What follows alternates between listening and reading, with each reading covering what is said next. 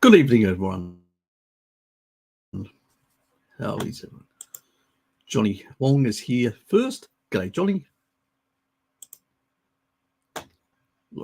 Loren, how are you? Hi. I'm 50% happy because I see you again, and 50% sad because I can't get to work in the next few hours. Can't help you there. But thanks for being happy to see me. Even if it's 50%. Jonathan.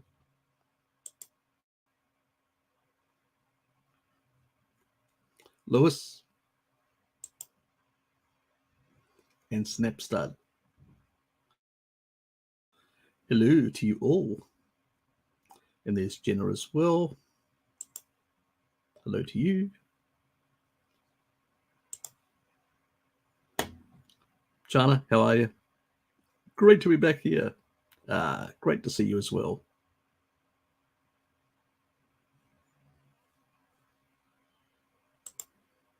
Andrew, in with the question.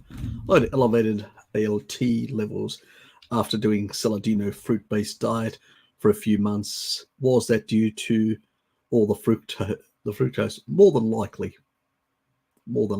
Usually people that get some level of dysfunction within the liver do see some of the liver enzymes go up, and it does interfere with the functioning of the liver, alcohol and fructose. They use the same enzymatic pathways, and tend to cause the same problems. So I don't know why people would think that fructose is a health food when it actually is using the same enzymatic pathways as alcohol. Look, you can construct any sort of, as I said earlier, I went and quickly looked before I went to Dad's place. I quickly took a look at that study. I didn't have much of a chance to look at it clearly. It was a rat study, obviously, and rat physiology is different. And it was basically a 1 gram per kilo body weight. Rats have greater tolerance than we do to fructose.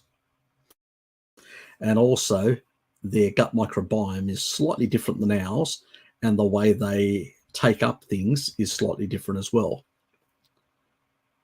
So it didn't surprise me. That was a rat study from 2018. I've seen plenty of them. I thought it may be a recent one because he said it's recent. And what I think recent is like in the last 2, maybe 3 years. That's sort of more than recent, something like 5 years. That's half a decade. So it's not recent. Recent is really in the last year or at most 2. So it is an old study. It's similar to some other studies that I've seen. I hadn't seen that one before, so I didn't have a chance to basically review it yet. I will take a look at it when I get a chance next week sometime, maybe next weekend. But it was quite clear to me that, rat study, different physiology, and even the rats in that study, it was quite clear when they got over 1 gram per kilo body weight, they started getting, metabolic syndrome. So, okay. So they're able to process some of it in their intestines, and less goes to the liver unless it's over that amount. It's sort of, it depends, and there's variability. The scale bars were quite extended, which means there's a U type. Some are reacting much earlier and some are reacting much later, and it seems to be skewing the average.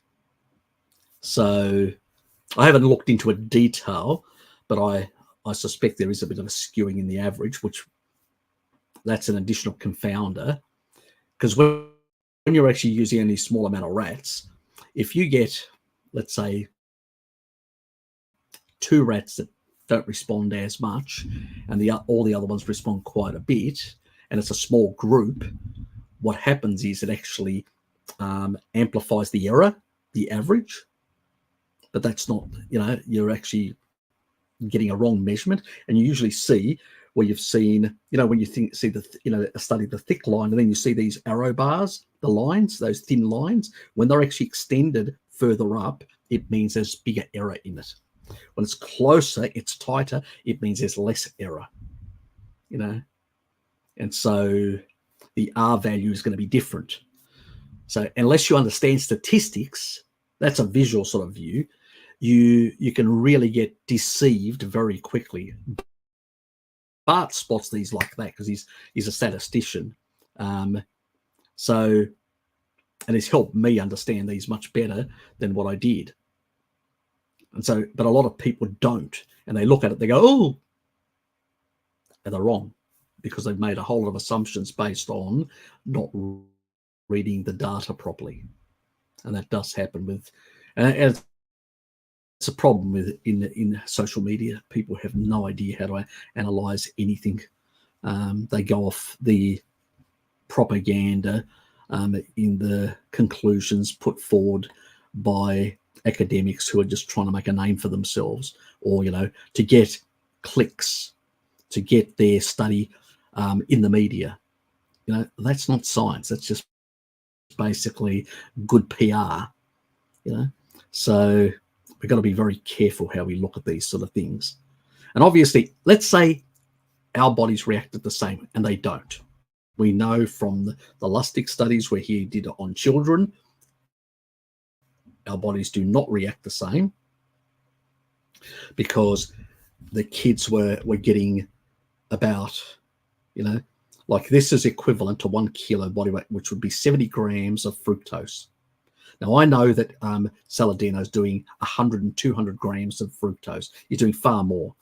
All up, he's doing about 400, and half that is fructose, which is 200, way above the 70, which is the one if we were equivalent to the rat, which we're not.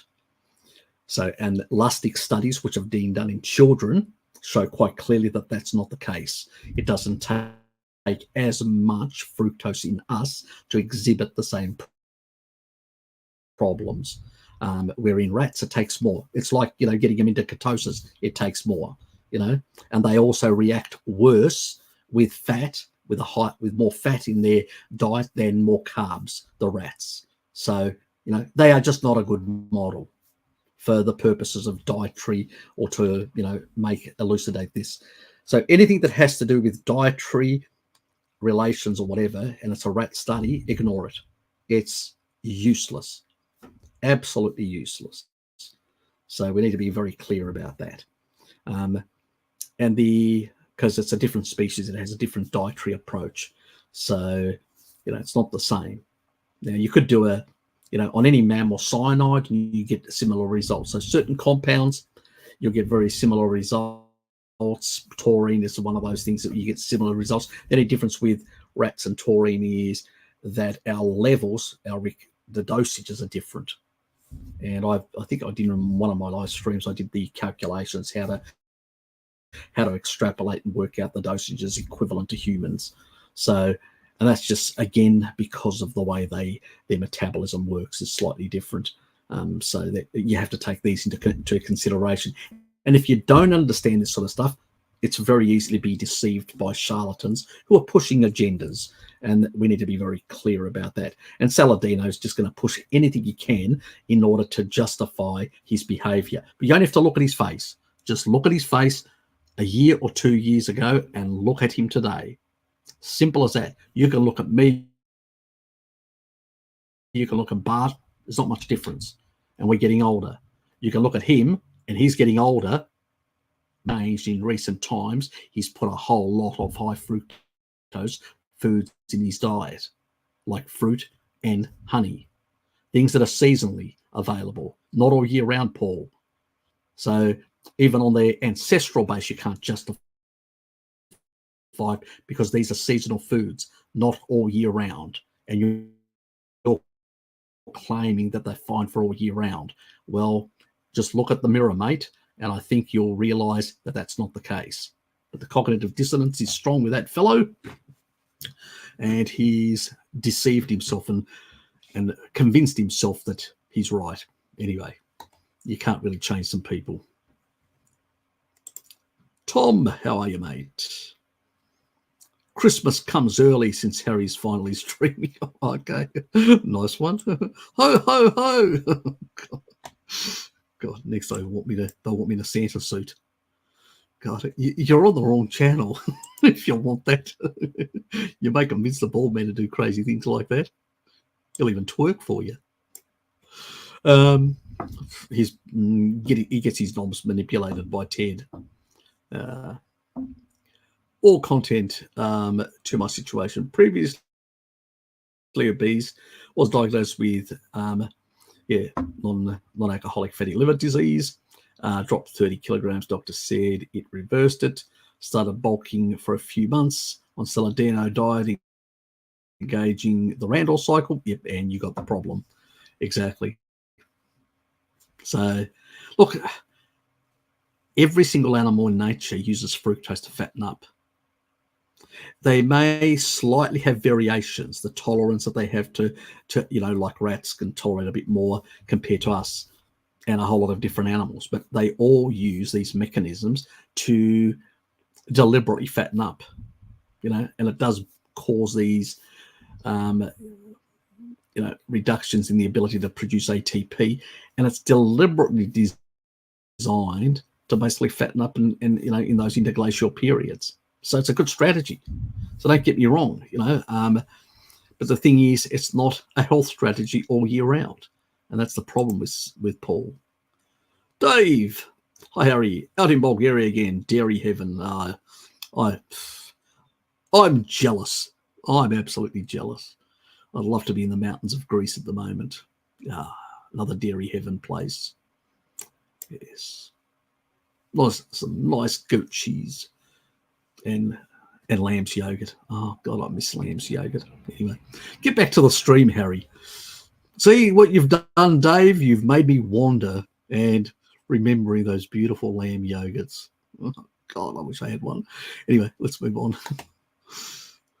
And you made me hungry. Good evening, all. G'day, Scotty. Just finished catching up on the last stream. Yes, it wasn't as long as my usual ones because I did have other things to do. Oops, and Johnny. My mum has her thyroid removed. Ooh, that complicates things. Anything she can do to help with no thyroid? Well, you're sort of caught up with having to take there are some supplements like, thyroid related supplements and a couple of other things. I'm not going to provide you with any advice at this stage because I'm still investigating for someone else this subject matter. When it comes to somebody who's got, thyroiditis or has got certain issues with their thyroid, I can advise people on that because I can use the science that I know and say I can refer to that. So anybody that challenges me, I can say, look, this is the science that I'm basing my recommendation, and it's my personal opinion and all that. But on these sort of things with removal, whenever you alter the physiology, it's really hard to re-regulate it properly. It's just one of those things, Johnny. It's I beg people not to do these things, these sort of surgical alterations to their body. But unfortunately, many people do. They get convinced quick resolution of the problem, but they don't have to live with the consequences. And that's the problem. They don't have to. And also it means you're locked into pharmaceuticals for the rest of your life. I suspect your mum's on a number of pharmaceuticals in terms of getting the stuff that she needs that she can't get normally. I'm investigating alternatives, but I'm not convinced with those alternatives. That's why I can't give you a recommendation, because I'd be basically shortchanging you. I wouldn't be basically giving you a good solution, because I don't have a good solution for this problem when people have their thyroid removed, other than saying stick to the meds for the time being until I can come up with something better. Obviously eating thyroid and stuff like that. There are some peptides that I'm investigating. This is what it is. And these peptides provide similar sort of functioning potentially to the thyroid function, but I need to be convinced. So I'm still investigating those. But it has been interesting looking into a number of polypeptides and some of their interactions in regards to cancer and many other things. I just haven't made those videos yet. I'm recommending them to people that come to me that have got these health issues. So they, I'll throw everything in the kitchen sink to try and actually save people. But in the end of the day, I also need to be honest with people and say, we don't know enough about these things. And all we can do is some trial and error and see whether we can, help people trying different things. And so that's how I'm learning as well, through applying. And even many doctors do the same thing. They will try different pharmaceuticals and different approaches and different interventions. Sometimes the naturopaths are doing something similar with supplements to see what can work. And I'm doing similar things with a number of subscribers who contact me. At this stage, I just do not have a really good workable solution. As I said, I have for some things, people do changes, alterations to their gut, and it's usually I have to put them on liposomals for life because that's the only way they can get their micronutrients. It sucks, but they made the choice of actually altering their body, because in the end of the day, if they said no, it wouldn't have happened. Belated happy God, to the Australian Tax Department, please note that this is a gift, so you're not entitled to your cut. Good. Thank you, Mick. Yes.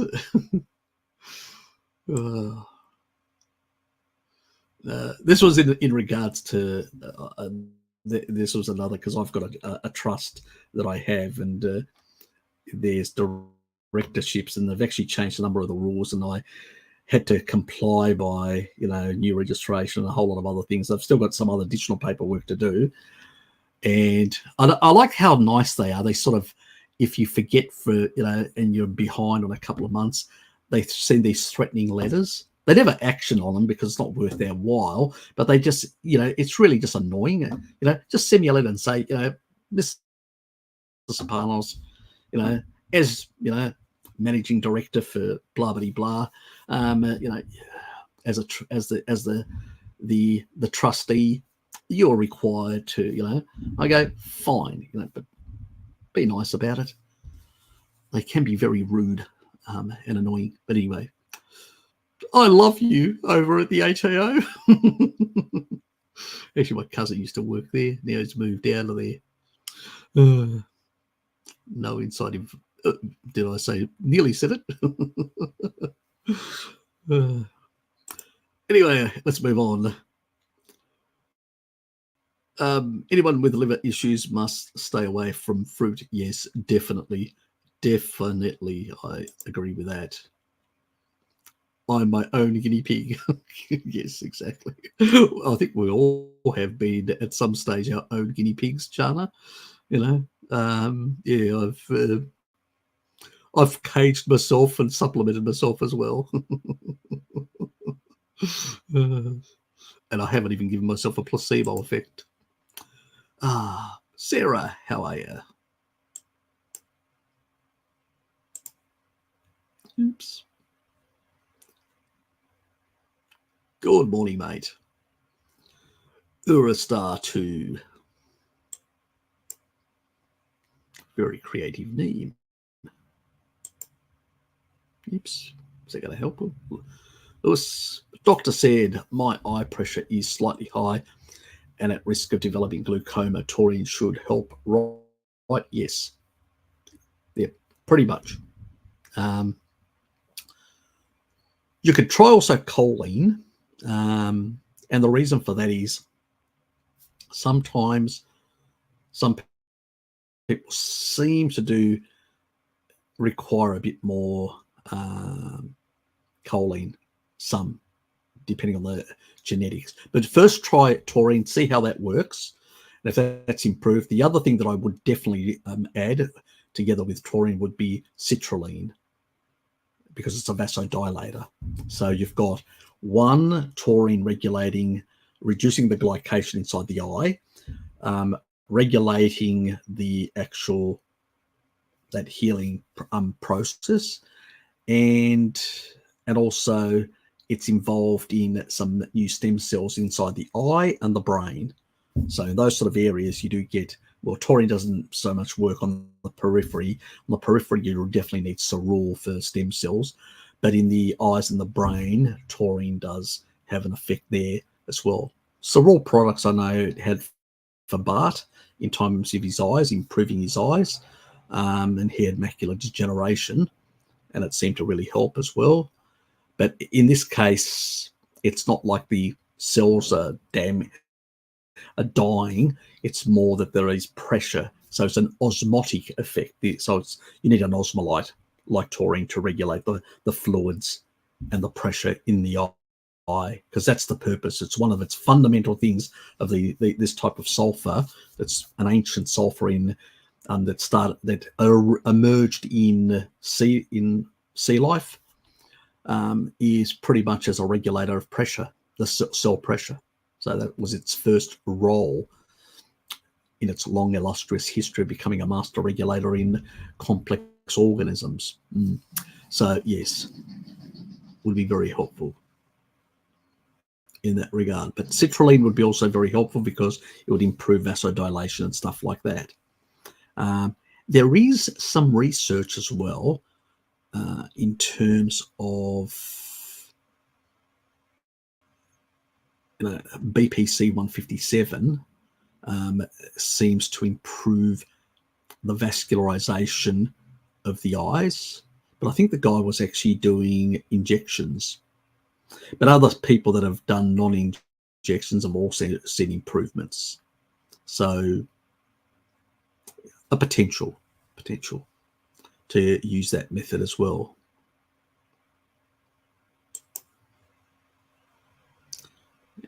Something that I do want to look into it a bit more, glaucoma, and see whether there's any other options available as well. Because my mother had glaucoma, and I don't know whether I'm at risk. Maybe, maybe not. My last couple of tests that I've done seem to indicate I'm fine. So I'm not currently worried. And I'm up for, at 60, I'm up for another test at that time. So I'm doing it every decade. So we'll see what results I get in 3 years' time, and whether I need some additional interventions. Lilith, how are you? I don't think Rob likes the discussion we had about carbs and calories. No, he didn't. He was very, let's say, he tried to blow it off in a humorous way. He didn't really, I don't think he actually looked at part of that video. He didn't go right through. I don't believe he did, because had he gone right through and watched the entire video, he would have had a different appreciation and realized that he's not as knowledgeable on some of the things of physiology, some issues of physiology. And he would have realized, because I brought up some, and you also brought up a number of points that Rob has not thought about. And I think had he gone right through the whole, because he actually more or less alluded to that he was, he'd watched part of it, and, he's sort of, it was tongue in cheek, that he's sort of, you make some good points. But he left it at that, but he really didn't want to discuss it or beyond that. And it was quite clear that he was just avoiding, as you said, you're willing to have a conversation on this issue with him. I'm willing, and I suspect Bart is as well. So, I think that if he's genuinely wants to understand this subject matter better, there's always an opportunity for him to, to come along and have a chat with us. It doesn't have to be an argument, or, it can be just a friendly chat and just discuss these issues. I point at, the one that I actually make, the big one that I made on your channel, that's, it just hits you in the face. We'll look at fat, which they claim is 9 calories. Well, it's sort of 9.1. They round it off to 9, and that's because it's from seed oils, the measurement. But when you look at something like cocoa butter, which is highly saturated, the calorie count of that, when you put it in the bomb calorimeter, is 5.5. I mean, it's nearly half. It's substantially low. And let me just check the number. Okay.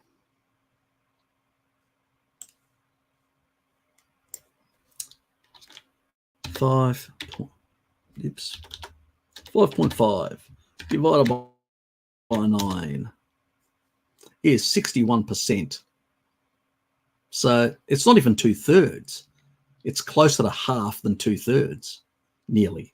Well, yeah, closer to 2/3, but it's not too far away from, 61. It's 11 additional percentage points.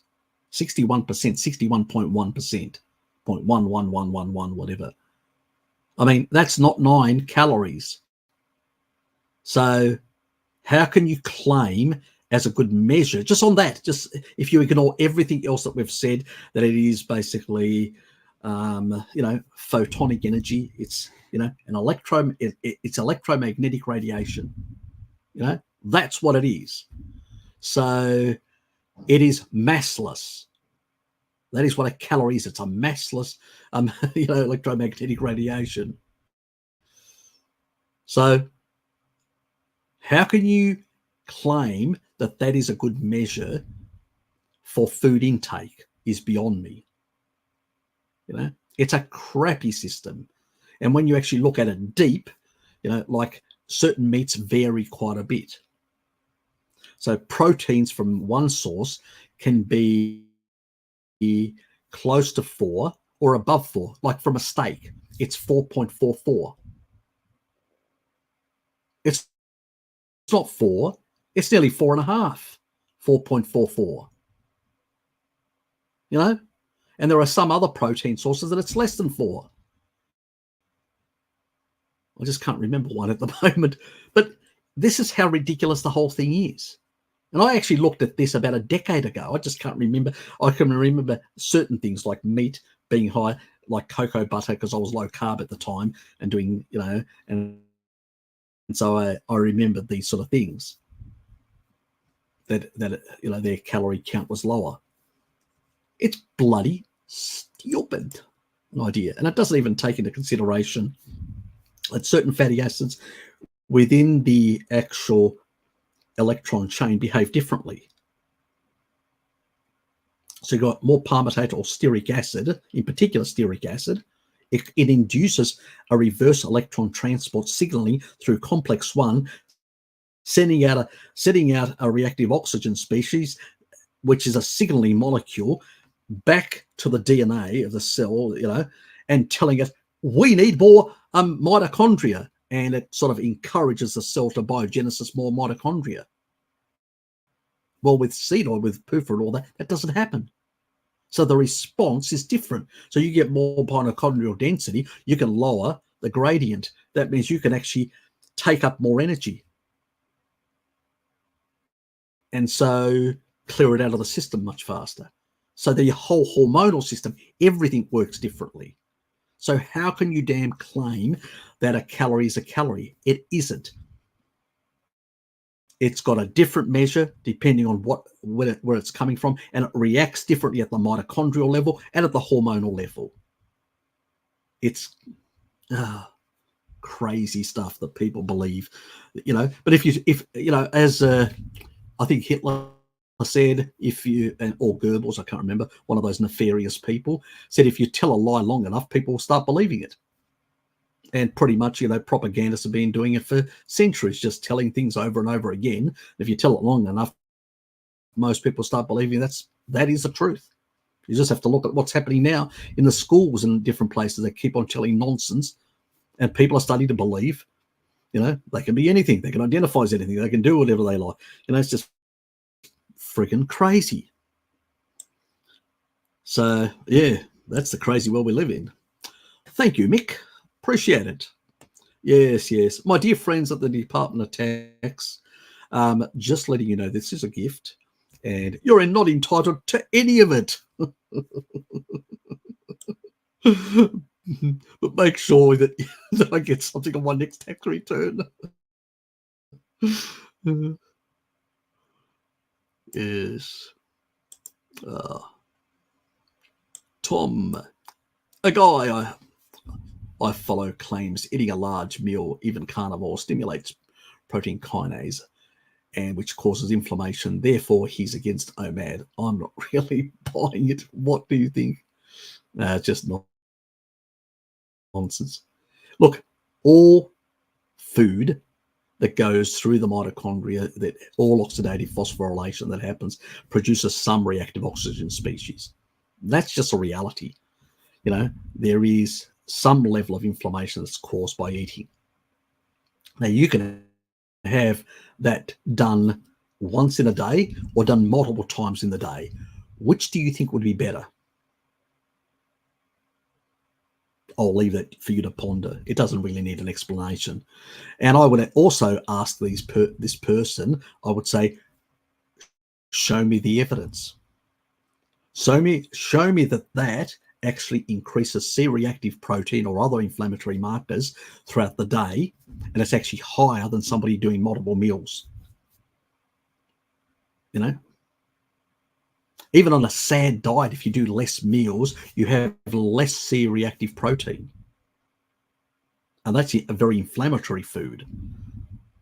So I don't think he's going to find any research that shows that OMAD is worse than multiple meals a day. But people will claim anything, even though they have zero experimental or research evidence to show that.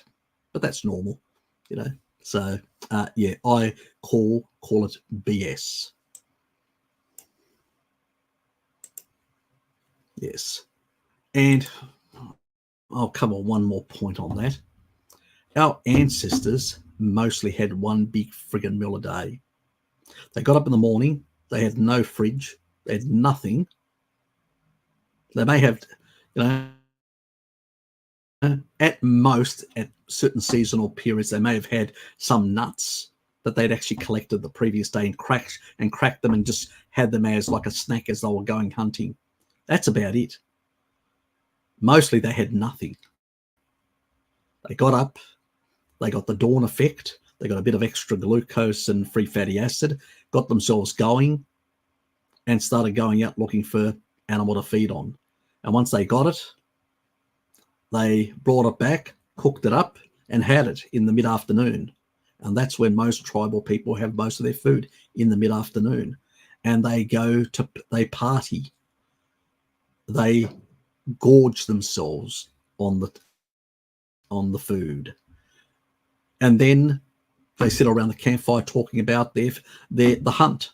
And then they wander off to their huts or places of sleep and do a bit of hanky-panky or go straight to bed. But that's how humans have lived for quite a few thousand years. And even most in agricultural societies, because my family comes from an agricultural environment. I actually got involved in a bit of agriculture in my teenage years.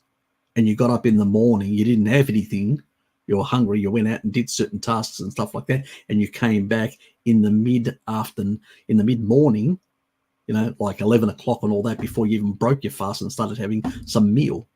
And then you'd have a coffee in between, and then after that you'd have a main meal where the family would get together and all that. The main meal. You'd have a major meal and just 2 meals a day sort of thing. Breakfast is just basically something the food industry created. Most people would get up, in the crack of dawn, 4 o'clock or even earlier, and go out and milk their animals and do all these other things. Breakfast came much later. By the time they finished all their chores, then they sat down and had a meal. You're getting close to lunch nearly. So completely at odds with the reality of what humans have adapted for thousands of years. Just we've moved into cities, and now we have 3 square meals a day, and we sit on our asses most of the time in an office, and then we sit in front of a TV for most of the day, the most of the evening, and then go to bed. And these people are then claiming these sort of things when they don't even know the historical evidence.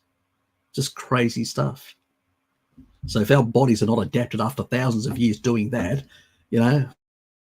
I give up. It's just ridiculous. People just claim things just out of their ass without even thinking, and using reductionist thinking about, certain pathways that are actually upregulated. Any amount of food actually stimulates these pathways. Absolutely nonsense. It's part of just general digestion and metabolism. Now it's become a problem. Friggin' hell, God help us. It seems like it's getting dumber and dumber out there. Honestly, it seems really. I've even had chats with Bart in the past, and also Jonathan. It just seems like it's getting dumber and dumber. People are just trying to find controversial nonsense to peddle, as if it's so damn complicated. And this is why we're constantly, having to do these sort of videos and points, because people out there, I'm just getting a bit irate about these people. So nothing to do with you guys. You guys are great. But it's, God, dumber and dumber out there in the claims people make. No evidence, nothing to back themselves up. It's just, I just used one of my brain cells. Really? Oh, wonderful. Please don't use it again. Ryan, it's really simple. How I said anyhow. Out of walking in the woods, look around and see. You'll survive best. I've never seen honey, plenty of game through. Exactly. Precisely. Most people thrown in a naturalistic environment wouldn't survive a couple of days because they got no idea how to survive, and possibly wouldn't even know how to deal with water, potential contaminations and stuff like that. They got no idea. I sort of luckily went out hunting, grew up in a naturalistic environment, and can bring down a large animal at I think the longest range was about 800 yards for me. So it was a good shot. So I can survive in that environment. I know how to fish. I know how to trick fish in order to catch them. Even though Dad's technique where he tickles them and actually gets them and picks them out of the water with his hands. So, yeah. But most other people had no idea. Just things would collapse very quickly if we had to rely on some of these people. Yes, it is the reality, unfortunately, that, yeah, it's unreal out there. Really unreal.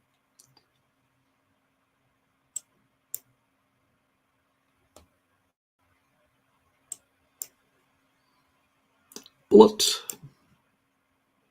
you're welcome, mate. Hi, Harry. Thank you so much for pointing out the BPC 157 protocol to me. You're welcome. Just did the first 2 months and I'm feeling so much better. Not quite yet out of the woods, but massive improvements. Thank you. You're welcome. Yeah, just the other thing is what I have actually got people to do as well is through that period as they're healing, to also, some people may need a bit, because you have to do like 2 months, then you do a gap of 3 months and then 2 months. Keep the leucine and the taurine, the combo, on the 6 gram sort of thing. Do it in a bit of a yogurt or something like that, because it's a damn powder. You can't actually, you'll choke. I tried seeing whether I could ingest leucine years ago and I nearly choked and died. So it has to be done in yogurt. And so that's how I sort of just stir it and mix it, and then consume it that way. That's how I get it in. But it's really important because it does. We're trying to amplify, especially in the bones, the protein synthesis in those things when you have those sort of issues, but also in the muscle tears and stuff like that. The combination of the three, BPC 157 and taurine and leucine, really help really well. I am investigating a number of other peptides, and there will be videos for those to basically be able to amplify the reparative approach. So still looking into them, and hopefully we'll be able to. I'm not gonna, because I usually do this and then I've always done, but you can actually get into it over time. So look, it's it won't be this year. I'm really how long? Possibly late January, maybe sometime in, probably more likely sometime in February, based on my schedule. Yeah, possibly. So I'm actually investigating a number of other things related to cancer, and a number of other things related to cardiovascular disease, and a number of other things related to a number of other ailments. And I'm trying to find better compounds that can actually do more quicker reparative things. So I've got to quite compare with all the other things going and trying to produce videos. I've got 3 videos out next week, Monday, Wednesday, and Friday. I should have some additional videos out the following week as well. But I'm trying to keep to the schedule. But I do have a number of positions probably coming up that I'm going to be applying for, and that's going to sort of mean that I'm have to dedicate a bit of time to write up my criterias, and luckily I have my CVs up to date now, so that's done, all that sort of stuff. But I just have to, depending on what the questionnaire will be for the criteria that I have to answer. So that sometimes for these 2 new positions that are coming up, they may have, because last time they had about 6 or 7 criteria. Normally it's about 4 or 5, but these are higher duty positions, so then they tend to have more. So that takes a bit more effort to basically put something together. So I don't know. I've been told that it's going to be either in December or into January. So I don't know when they're going to basically give us the documentation to basically be able to work on them. So no, I don't know. I'm in the air at the moment with these sort of things.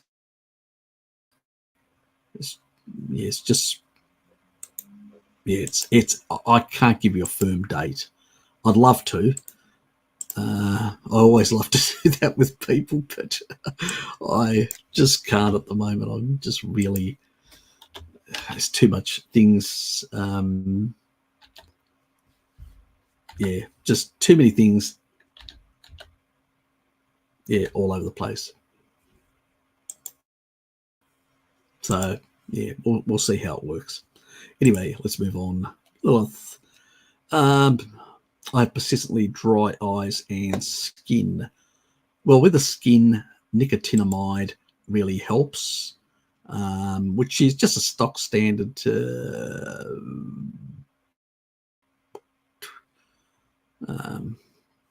Let me just.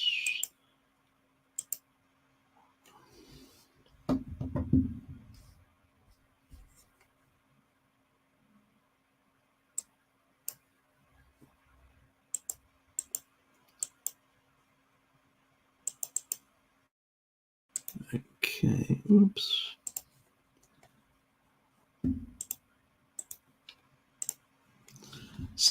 So you need, oh, is that going to work? Oh, okay. So nicotinamide is the, so when you've got niacin that goes through, or tryptophan all the way through to being converted enzymatically to get to NAD, then the stuff that comes out of that is you get the sirtuins and you get the PARPs and all that, but also out of that comes this sort of metabolite called niacinamide or nicotinamide. It's the same thing. So whenever I actually put nicotinamide in the damn thing, it also gives me the other one. But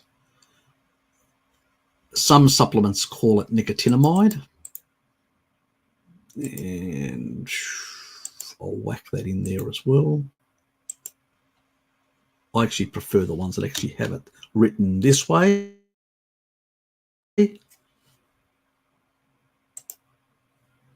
A commercial name for it. Nicotinamide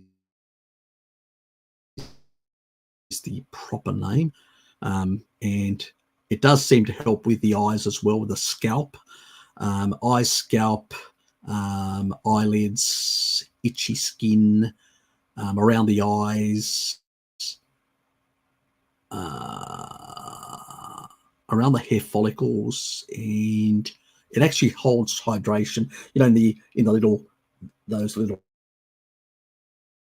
or what are they called, where the hair follicles come out, way to protect your scalp from drying out and potentially loss of hair and alopecia and stuff like that. So yeah, you will find a number of supplements, but they're all expensive supplements where you can just buy it so cheaply. Nicotinamide in there's the Nature's something it's called, one of the actual supplements that actually has this.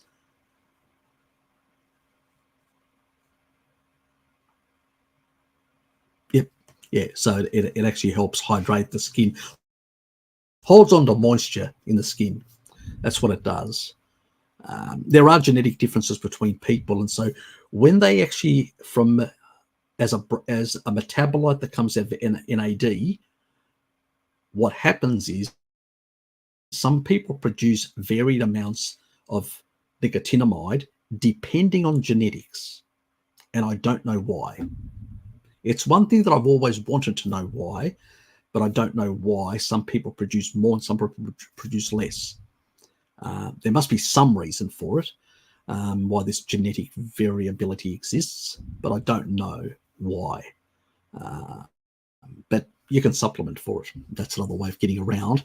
If you tend to have issues like dry eyes, dry skin, dry scalp, follicles, and things like that, yeah, it's an option.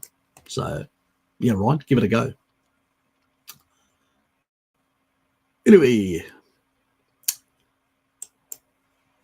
does Ryan ask? My mum had dry eyes. Okay, so yeah, resolved with taurine supplementation, no sugar. Yep. Look, taurine does help with dry eyes and does help with issues with eyes in general. It just lowers the glycation and also improves the hydration because it's an osmolyte. It regulates the fluids around eyes and in the cells and all that. So it does help, but nicotinamide also helps. And that's true. So, and you're not the only one. There's been a number of other subscribers that have actually used taurine and seen resolution, but not everyone does. Some people use taurine and even in high doses and don't get the same resolution. And so then I recommend nicotinamide. And I know that Lilith is using taurine and she's not getting the same effect. And so there are that bell curve. And so for her, she'll have to take this approach to improve hydration. And there again, it's why isn't it working with everyone? Again, genetics, it's always a bit hard to work out these things. It's a bit of a trial and error. There's a bit of variability, just is what it is.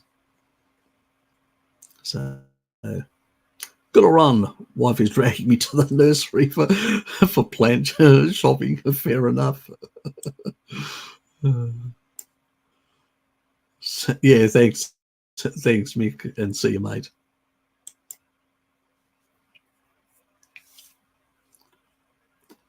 Okay, how significant is coffee blood sugar and insulin raising effects? Can this cause weight store or even weight gain? Maxine, the evidence around that is really all over the place. Some people say that because of the cortisol effect that coffee can actually, cause this sort of effect. Others say that no, it actually increases AMPK, and they've actually shown experimental evidence. So in a fasted state, if you throw coffee, it seems to do that. I don't respond either way because I drink coffee, but I've got genetics that clear caffeine out of my system really fast. So I'm one of those people that actually has high, I'm a high metabolizer of caffeine. I can clear it out of my system. So it's like drinking cordial coffee. It's just for the taste. It doesn't really give me much of a buzz. And so when I've checked to see my blood works, when I've pricked my finger and all that, no difference, made no difference. But that's me. It doesn't mean that other people that may not respond differently, potentially, in that regard. But there is no solid experimental evidence. If you're responding, you can do checks to see, prick your finger, see how you respond. And if you're definitely responding, and I would actually, to really know, I would have no food while I'm having that coffee and testing to see, and have a couple of hours before that I've had no food in my stomach, and test to see how is my body responding and is it having an effect on my blood sugar levels. And you can actually prick your finger and actually check if you've got such a device. That would be the only way. From my own experience, did nothing, no difference. But many people claim that it does have this, and don't know. One thing I do know that in some people it doesn't affect me, maybe because I can clear caffeine very quickly out of my system and it doesn't affect me in a negative way.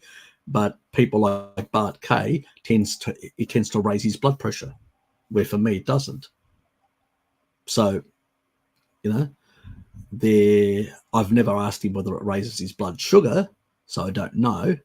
I wouldn't think it would raise insulin much, because it's just too little that it will raise anyway. Any people that claim it, they've always claimed that it's only a small amount. It isn't a massive amount, so it wouldn't have an insulin effect. It's just not enough to basically drive insulin. You have to have quite a bit of glucose in your system. But small raising, possibly, maybe from a cortisol effect. Don't know. It's very hard to say. It's a bit mixed. There's a lot of anecdotes and a lot of people claiming things, but I don't have any experimental. I just can say from myself that I haven't actually witnessed that and had that experience. And from Bart, he's only had the blood pressure issue when he's taken it away and he's removed coffee for a number of days, and then bringing it back, it doesn't seem to affect him in the same way. So complicated how it reacts in different people, caffeine. So you may have to experiment and see how you respond individually as a person. Ryan, I'd like to know your thoughts on prolonged fasting, please, Harry. I think it's contraindicated. I don't think it's a good idea. We are not designed to actually prolong fast. And the guy that actually did the 386 days, he did not have a long life compared to some other members of his family. Now, I'm not claiming that the prolonged fasting caused that, but I don't think it actually also increased his lifespan anyway. So it didn't have a really any profound benefit. So I think fasting has some benefit short term in cellular cleanup, autophagy and stuff like that. And obviously, if you've got better cellular cleanup and you're on a species appropriate diet, you should get some more benefits compared to someone else. But short-term fasting, good idea. Long-term chronic fasting, I think it's quite damaging to the thyroid. I think it's problematic for a whole lot of reasons. So I don't think it's indicated. Tribal people very rarely had prolonged fast. It may have been 1 or 2 days, but, you know, like weeks on end or stuff like that, like some people have done, no, I don't think it's a good thing. I think periodically doing a long fast is a good idea, but doing it chronically, very often, as some people get into the habit, they get addicted to it. I don't think it's a very good idea, personally.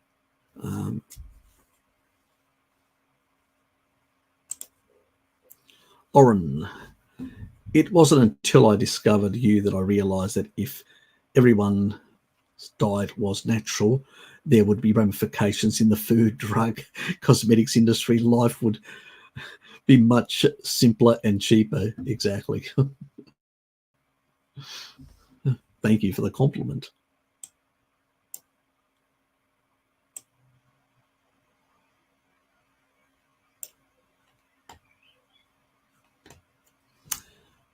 Okay.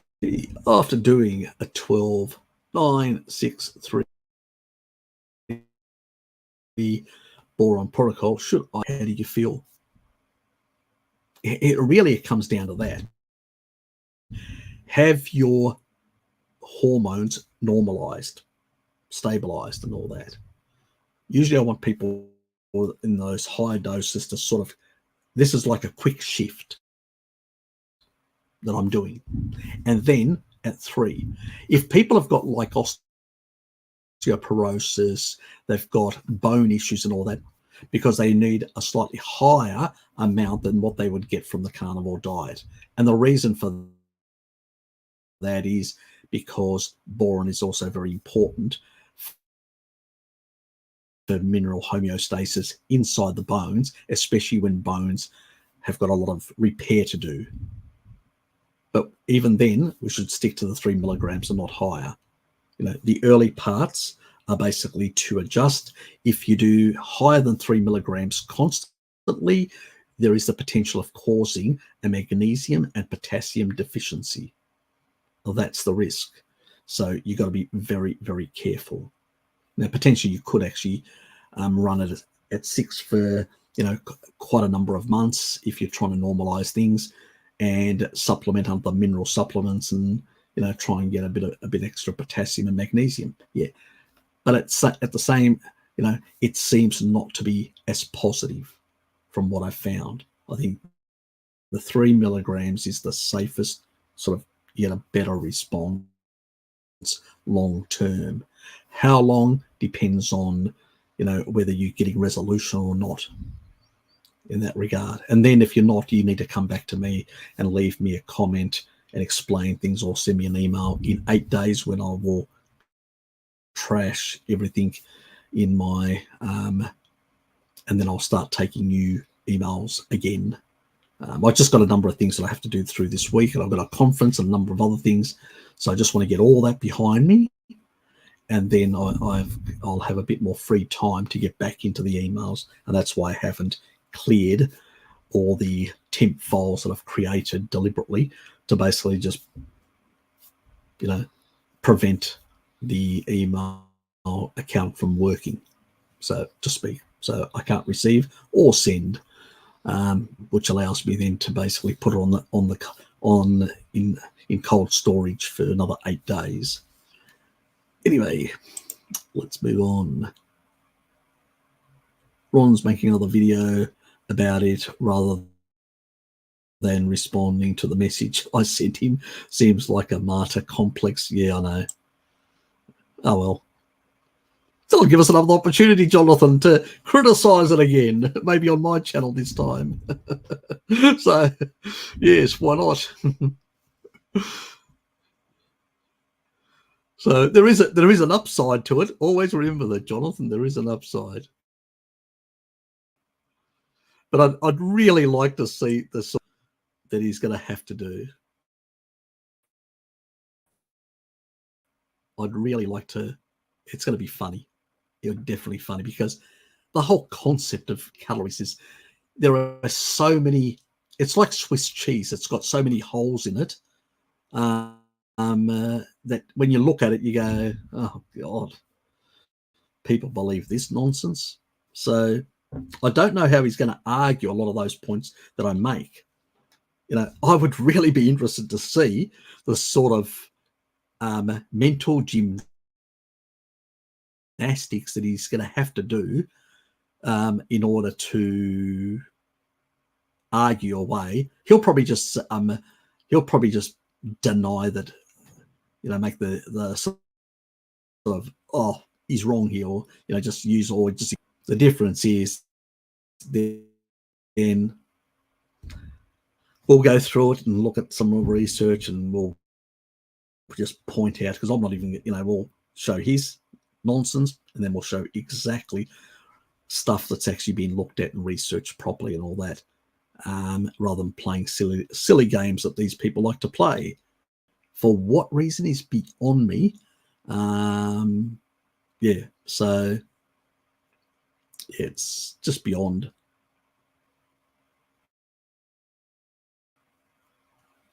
It is bizarro, mate. It is bizarro. But anyway, yeah, what do you do? It's just crazy sort of stuff that we have to put up with. But, Rob,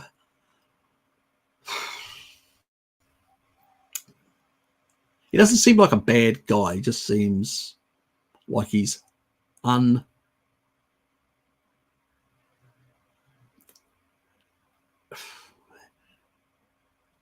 he's convinced himself somehow that he's right on this.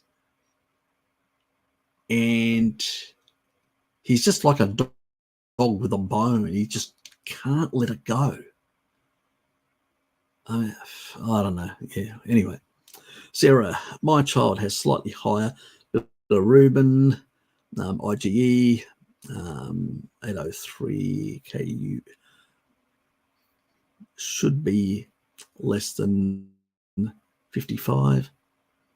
B12, folate, vitamin D, zinc, histamine, all okay. Okay. No MTHFR. Okay. Gets asthma from dairy. Okay. Maybe has a sensitivity to some of the proteins. It wouldn't be lactose, it'd just be some of the proteins. As I said, you could look at, for dairy, you could look at something like goat milk and goat. I don't know whether you can get camel. Can you get camel? Goat, camel milk, and goat and camel dairy products in general. Kids do much better than your cow's milk. So that's sort of the best. Marcel X with nasal skin. Is carnivore enough? Well, carnivore's going to be better for the child in general, but it seems it's reacting to certain things, certain compounds, maybe even in the environment. It may not even be dietary. Yeah, Johnny, look, sheep's milk is fine, but for kids that are more sensitive, it's best to keep to camel's milk. Camel's milk, and especially the composition, goat milk is the closest to human milk in composition and has a lot of similarities. And so it seems like the proteins, and some other components in the actual milk, the fatty acids including, seem to be more closer to ours and seem that kids have less problems. So when they shift to goat dairy, they seem to do much better in that regard. So, but bilirubin being so high, there's also potential for a blockage. Have you actually take the child in and get them to do an ultrasound, just to make sure that there isn't any blockage in one of the ducts or something like that, because that's quite high. So there's always a risk of some sort of blockage to be causing, because if everything else seems to be fine, you've got, so gut absorption of nutrients seems to be working fine, because otherwise those measurements would not be fine at all. You'd get them out of range if that was the case. And also, if you are getting sort of gut reactions, also you would have higher histamine sort of count, and you're not getting that either, as you're pointing out. You're only getting in the nasal sort of areas and stuff like that, and that seems to sort of a respiratory thing. Are you sure that the child's vitamin D levels are good enough? Because usually, sometimes you may think they are, you may be giving them that, but they may not be absorbing as well vitamin D. So you need to go and do a vitamin D test for the child just to make sure that they are, because usually asthma is very closely, and other nasal sort of conditions are very closely related to that.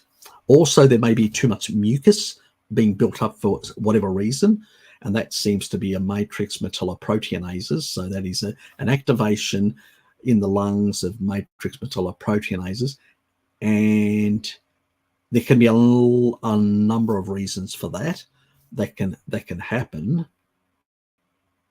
like infections and other things like that, or sensitivity to some compound, like mold or stuff like that.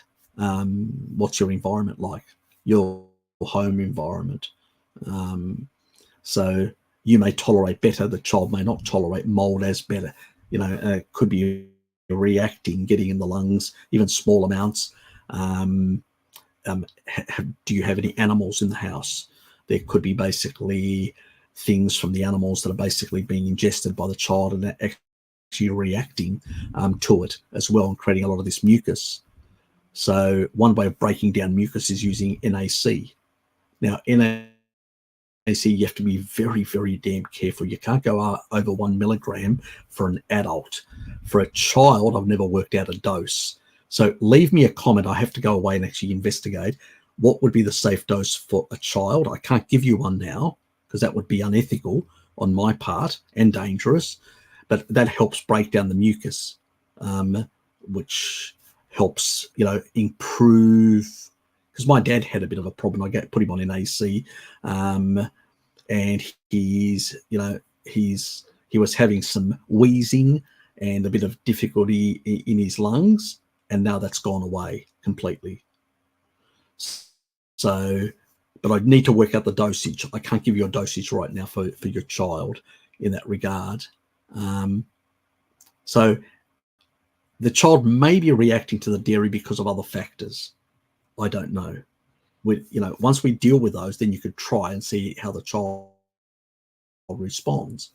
So, but there also could be, I think you need to take the child to the doctor and get a bit of a checkup just to make sure. I would get an ultrasound done just to be on the safe side. I'm not saying there is a blockage of any sort, but I'm saying it needs to be checked. So, because the count is quite high. But leave me a message, Sarah, in the comments, and I'll investigate the dosage for NAC, and I'll put a link to the a brand that I got for Dad, which is, you get a whole bag full. It's quite cheap, and it's pharmaceutical grade, so it's no bullshit sort of brand, but it's a well-priced product compared to some of the others, which I think are a bit of a rip-off. Anyway, Lilith is raised Hemo Oct and RDW Awari on carnivore. Have you had these for nearly a year? I need to investigate those. I don't know enough about them. I've heard about them, but I haven't really, don't know enough. I can't give you a recommendation. Right, leave me a comment, and I need to go through my notes to remind myself, because it was a while ago. And Yeah. Off the top of my head, I can't remember. So leave me a comment, Lilith.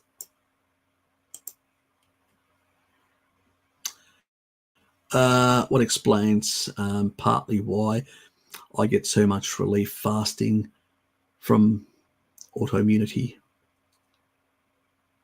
Well, because you're getting less reactivity. When you don't put anything in your body, you tend to basically, everything sort of slows down.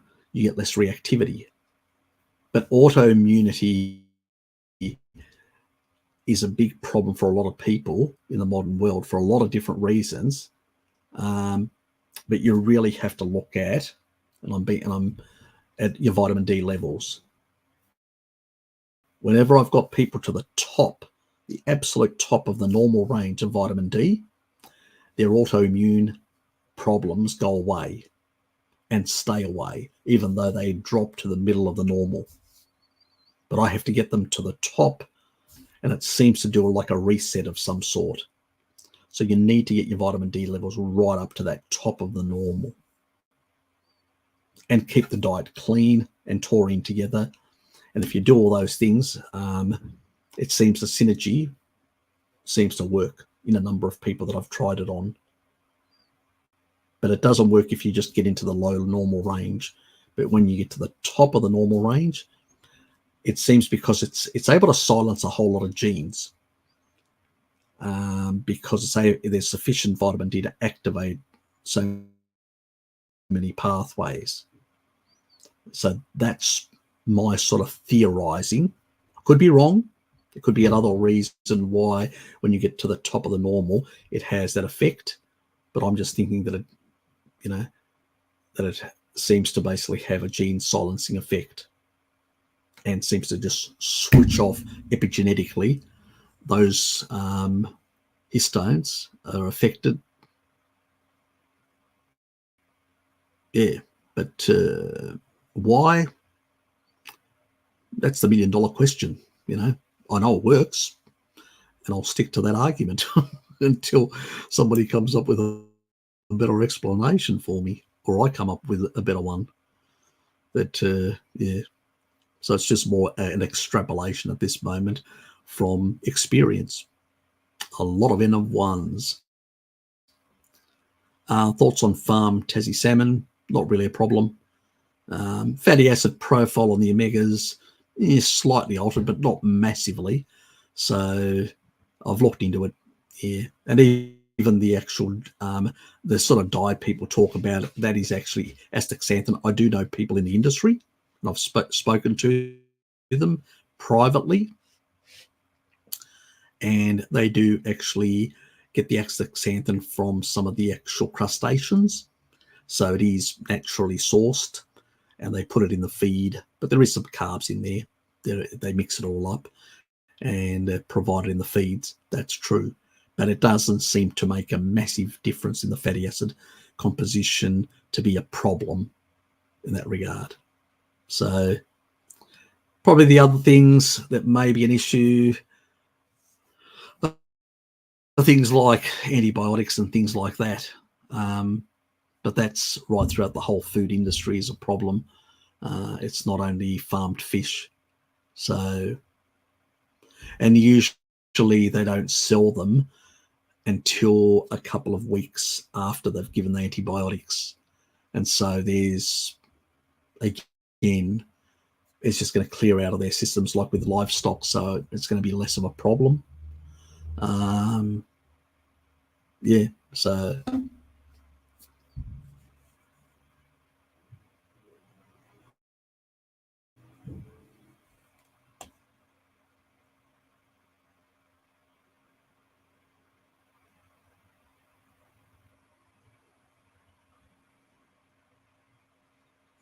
Okay, thanks, Harry. Bilirubin is only slightly elevated. The IgE, that was very high. Okay, so did I read it wrong? Must be getting old.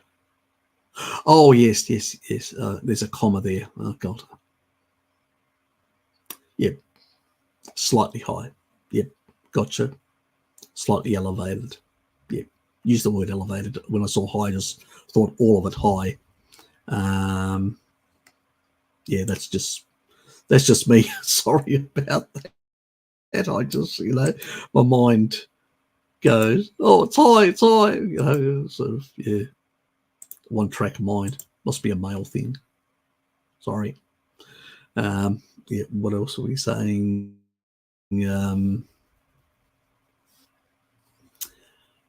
Okay, so unlikely than a blockage. Yeah, look, antibodies, I would say probably an environmental compound. So that's very high. It could well be something in the environment. Yeah, you can actually do. You can actually go to a naturopath because MD, allopathic doctors have got no idea about these things. Good that you're getting out in the sun. Yes, all good, all good. Now, yeah. So if it's the immune related elevation, immune response, I would say that, yeah, I'm not saying it's mold, but I'm saying that it's definitely something that the child is reacting to. You just have to work out. There could be other sensitivities, but you can go in and actually see how it responds. So you can actually do the tests where they put a little thing on the child's arm and then they test a whole lot of compounds to see what it's reacting to, and that could give away a lot. So yeah, please do that. Yes, the quicker we can provide some relief, the better. Okay.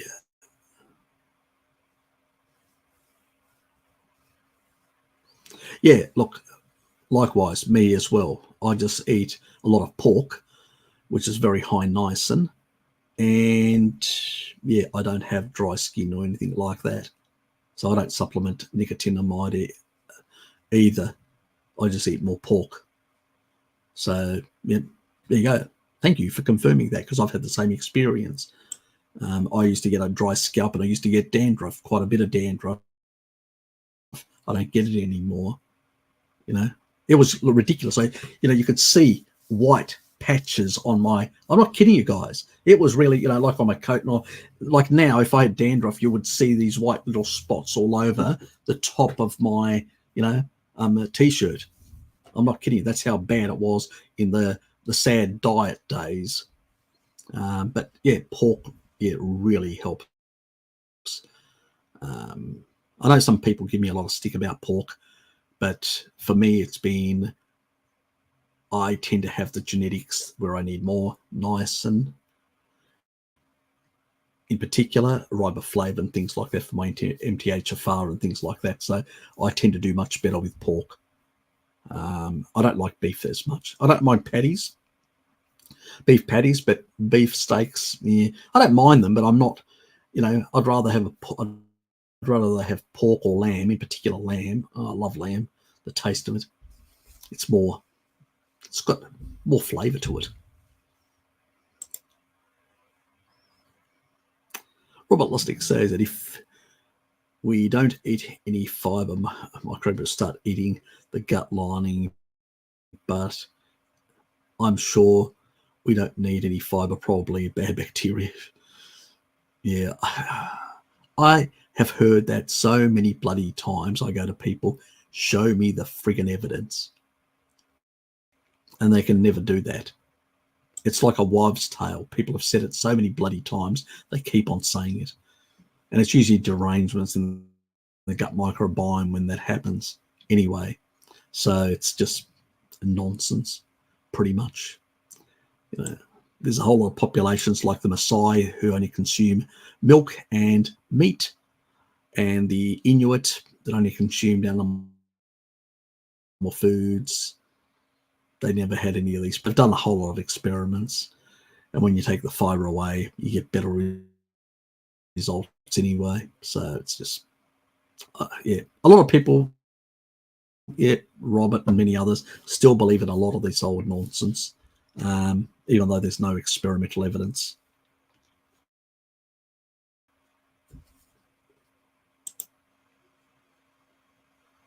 Because I've looked, Johnny, I've actually looked, and I couldn't find any. And so when I don't find anything, I go, and I have a lot of these other populations like the Inuit, the Maasai, and all that. They go, nah. You know, if you've got an inverse situation, then it does not fulfill the Bradford Hill criteria. It's bullshit. So you can't have, if you've got something associated, it must always associate. Otherwise, it can't be causal. Simple as that. Just pure logic. You know, anybody understands that. If something always is, if something is potentially causal, it must associate under all circumstances. You know, the fiber thing does not. So it's bust as a theory or a hypothesis, to be more precise. Let's use the right scientific terminology. Anyway, next best water option to Evian at Woolies. Thanks so much, Harry. You have helped me so much. You're welcome. Yeah, look, there's not many options beyond that. You can actually get Evian online from Amazon. There are some other low deuterium waters which aren't as expensive that you can get online. I get varied types, sometimes Evian, sometimes low D, and a number of others that are available here or there. So this one is 136 parts per million, which is 10 parts per million less than Evian water. It only costs a few extra. It's not much. It's marginally a bit more expensive. And it's got a nice mineral taste. Because it is glacial water. This is glacial water, but from a different glacier, which the deuterium is slightly lower at 136 ppm.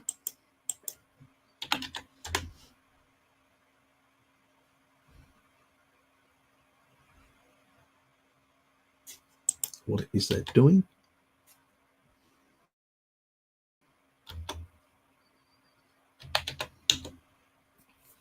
So it cost me about $63, and it's about $5.25 per 1.5 liters. So it's not bad pricing.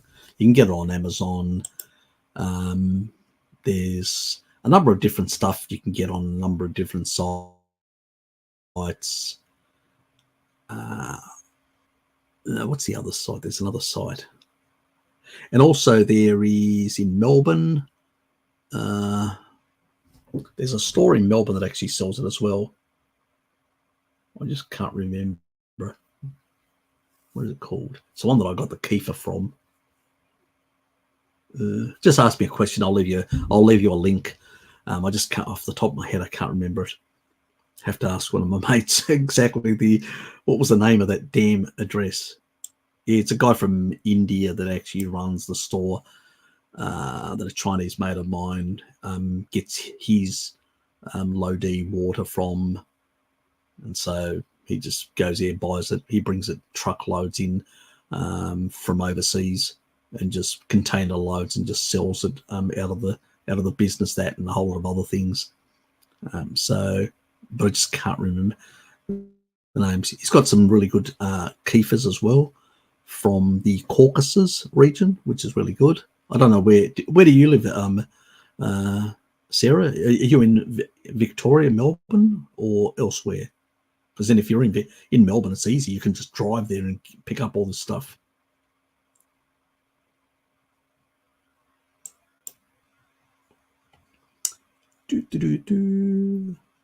Lewis.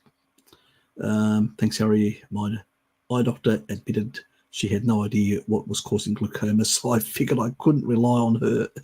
They have no idea. It's that bad. It is that friggin' bad. It's like the blind leading the blind, and I just go to people, you're not going to get much in that environment. And it's not, they've just been trained in the pharmaceutical. So you do first year of university, you do like biophysiology, biochemistry, those sort of things, an introduction to biochemistry, an introduction to physiology, an introduction, you may, depending on the university, an introduction to nutrition. And then after that, it's pretty much, most universities have taken out the nutrition. They say, well, they're nutritional experts, even though they're dumb as two bricks. They've completely taken out that. And they then, in the second year, depending on the specialization that somebody wants to pursue, they may do some specialized areas of physiology in certain areas, but the majority of other stuff will be in the pharmacokinetics, on surgical techniques and how to prescribe medicines and what are the best medicines and how to read. And if somebody's physiology is doing this, then you prescribe this. And they actually end up with a book, I'm not kidding you, that thick, in Australia in particular, that thick, because I do have a first cousin, which I'm very close to, who works as in the pharmaceutical industry. She's in a very high position. So, in consultancies and also advising these organizations and also interacting with government as well. So, so you think I don't know how the industry works? Yeah. And pretty much my other cousin, her brother, he's a specialist doctor in a hospital in New South Wales, and he does endoscopy, sort of gastroenterologist. So I pretty much know exactly what, and they've got these sort of thick books, especially the general practitioners,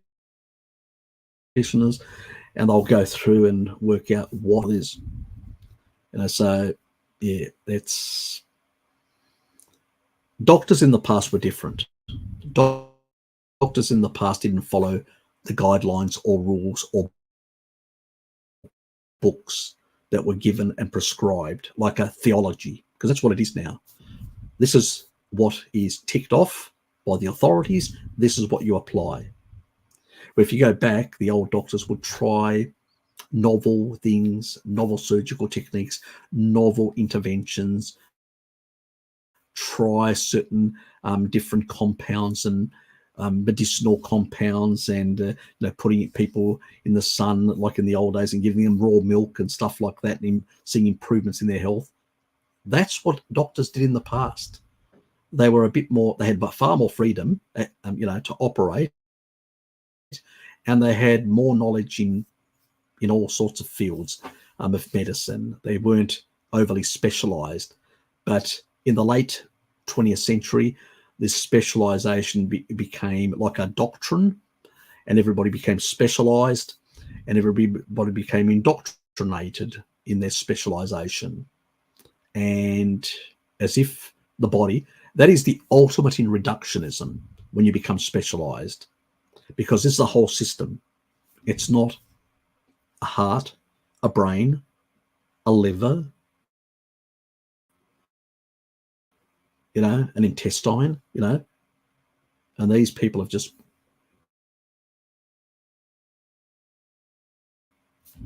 moved away completely from that.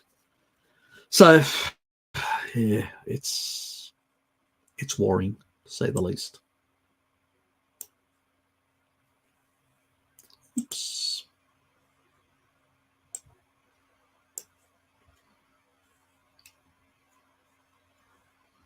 Not a problem. Good idea. Stefan, I thought you'll start in 15 minutes. I'm grand. We're in daylight savings, Stefan. We're in daylight savings, remember? I have put the latest. I made sure that the latest, because I nearly put the wrong, times and all that. And I grabbed the image and I go, oh, I grabbed the wrong one. And then I looked, oh, my daylight savings one. And then I used that one to put the image on, so I nearly put the wrong one. at the time. So yes. So luckily I updated my description to the daylight savings and got that sorted out, because yeah, initially I nearly put the wrong one, because I'd actually put it in the folder all ready to go, and then I looked at it and I go, oh God, I didn't do that mistake again, because I did that last year. Anyway, it didn't happen. You didn't look. Anyway, do you agree with everything Jack Cruz says? No. It's the simplest question that I have had to answer today. Yes, I think light is secondary to diet. Diet is primary, the most important thing. Then all the other things become a secondary in nature.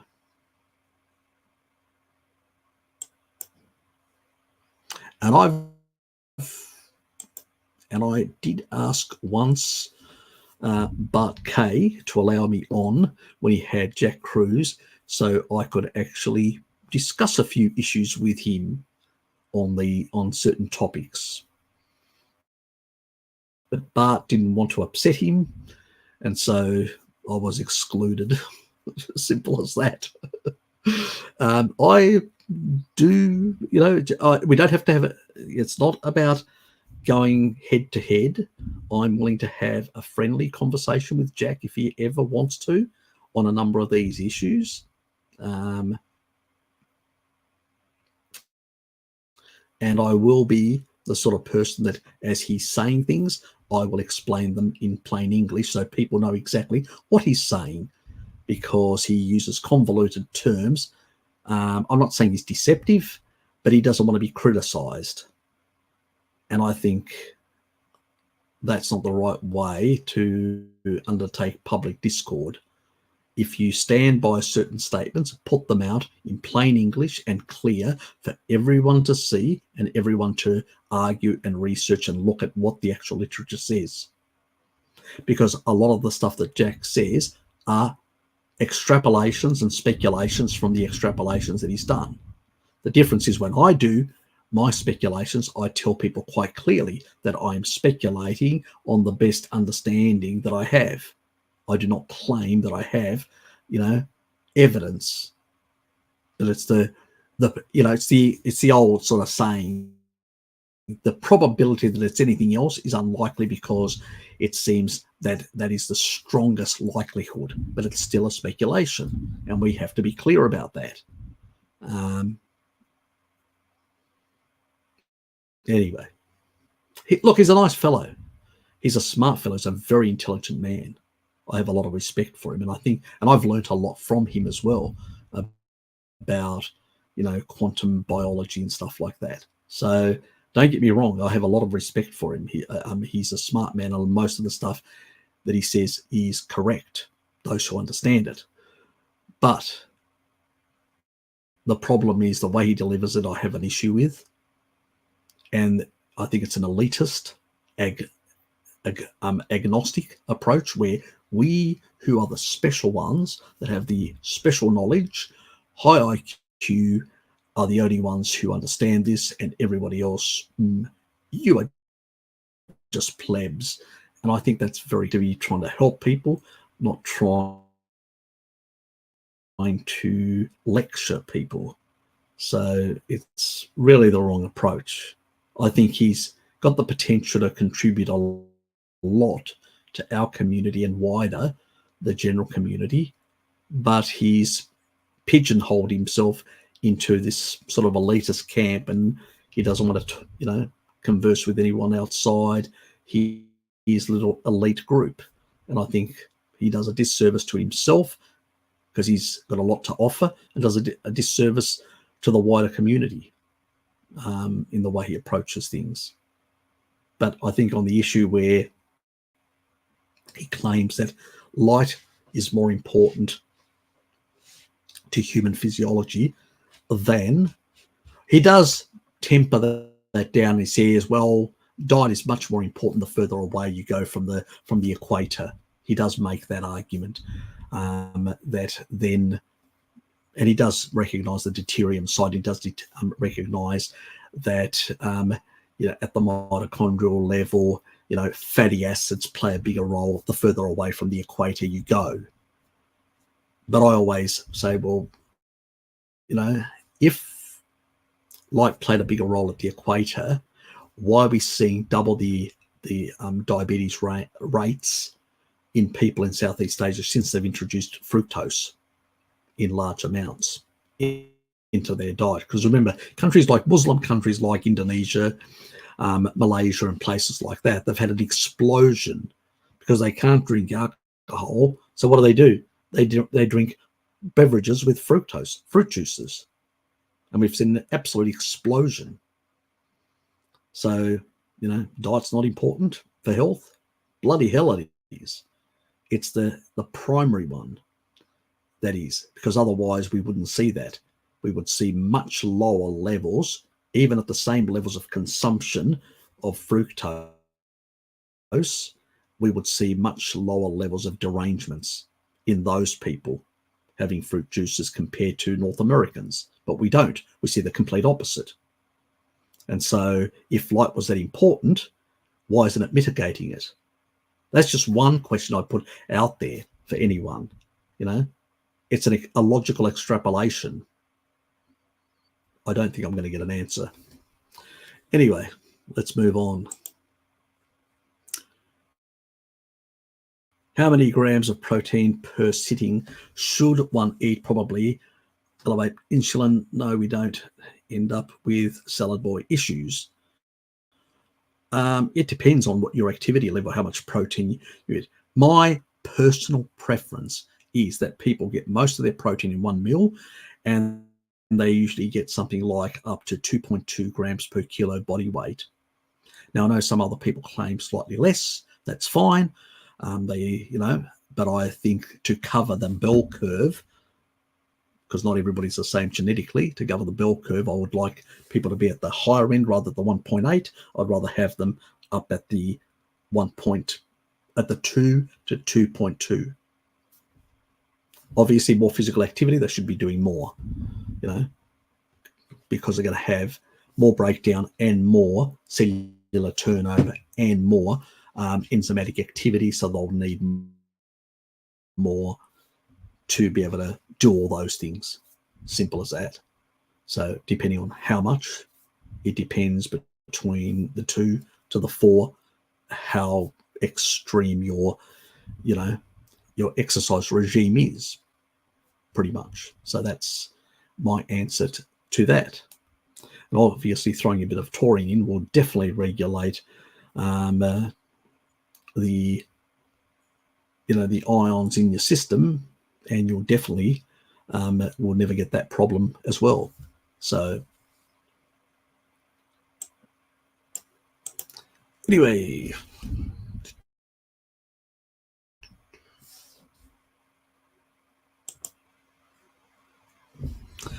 Lev, I take 3.5. Am I still not stable? Can be yellow, not stinky. I ate 3 eggs for choline. Something still missing for digestion. Give it some time. It just may be, you may have a bit of sludge, Lev, and sludge can take a bit more longer, like a number of months. I had sludge, where other people, cleared out their gallbladder really fast, back to normal.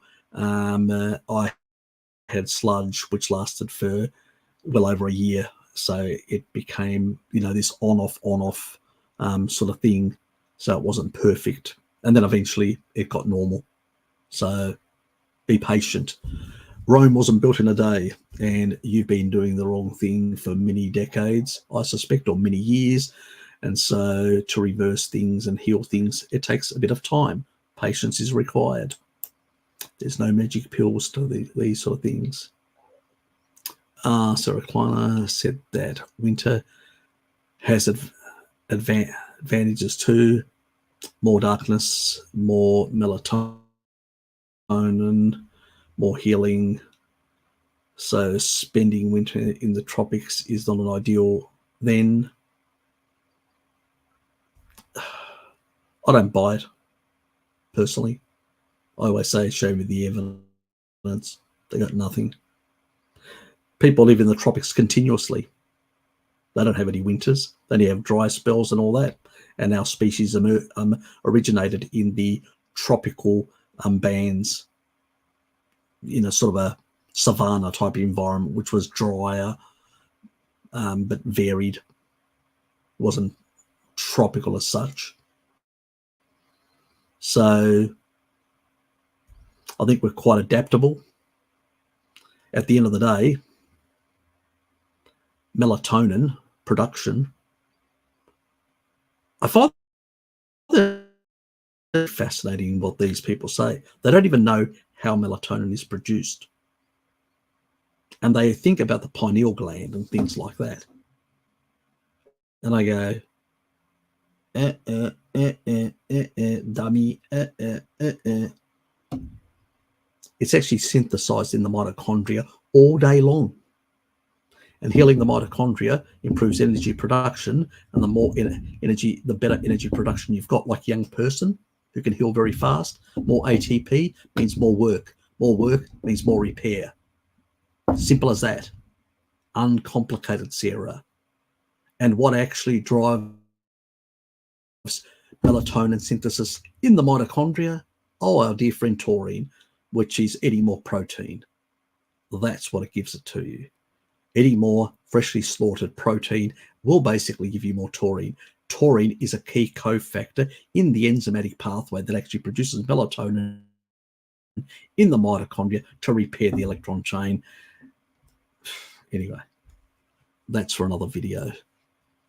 So, yeah, whatever. So don't neglect going to the tropics. I won't be listening to this stupid advice.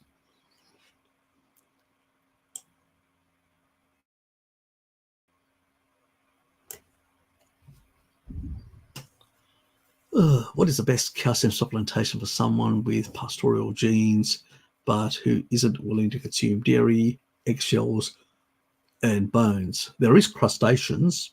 You can have crustaceans. The problem with a lot of the supplements is that unless you really get a very high quality, expensive one, and it combines some K2 and stuff like that,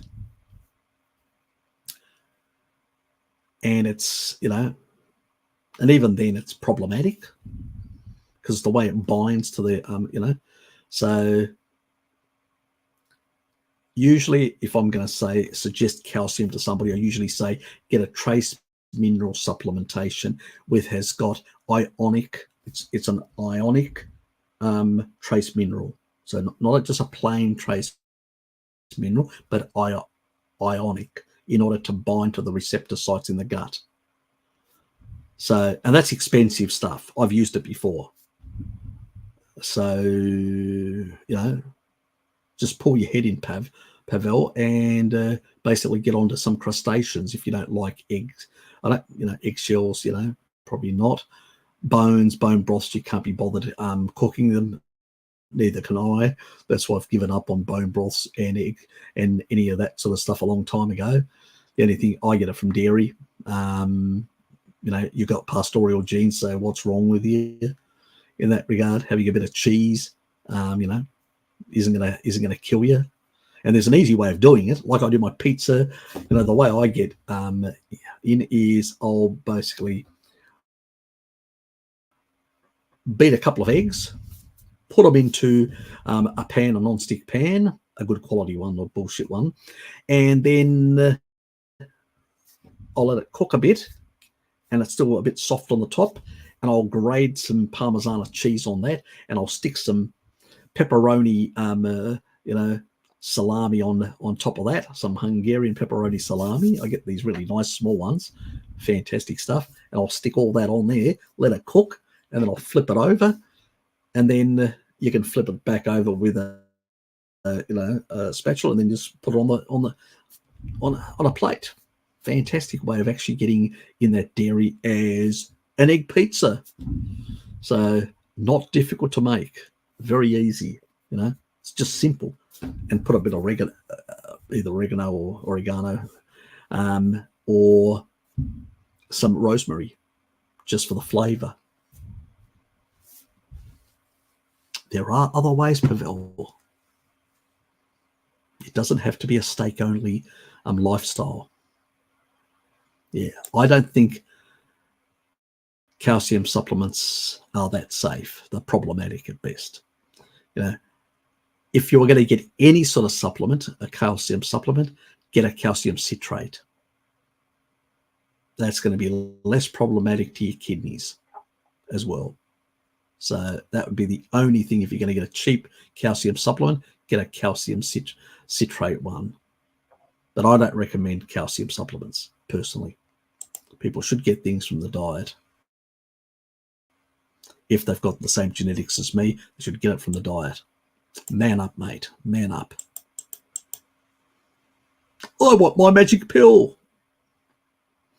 Yes, unfortunately, everybody wants their magic pill. But Uncle Harry will give you a good slapping and remind you that magic pills are not always the best way to go. EURASIA 2, Salinor damage on cellular level that they can't adapt or will always need some carbs. If so, what indicates this issue? She has some rice in ox vegetables. That's a claim. Okay. Is it truthful? I take that with a bit of grain of salt, personally. That's her prerogative. Look, as I said, I don't care what people put in their mouths. That's their problem. You can put anything. You want to put cyanide in your mouth, that's fine. You do whatever you like. I would recommend it, but you can do whatever you like, for the simple reason that, people can do whatever they like. Stick anything they like in their mouths.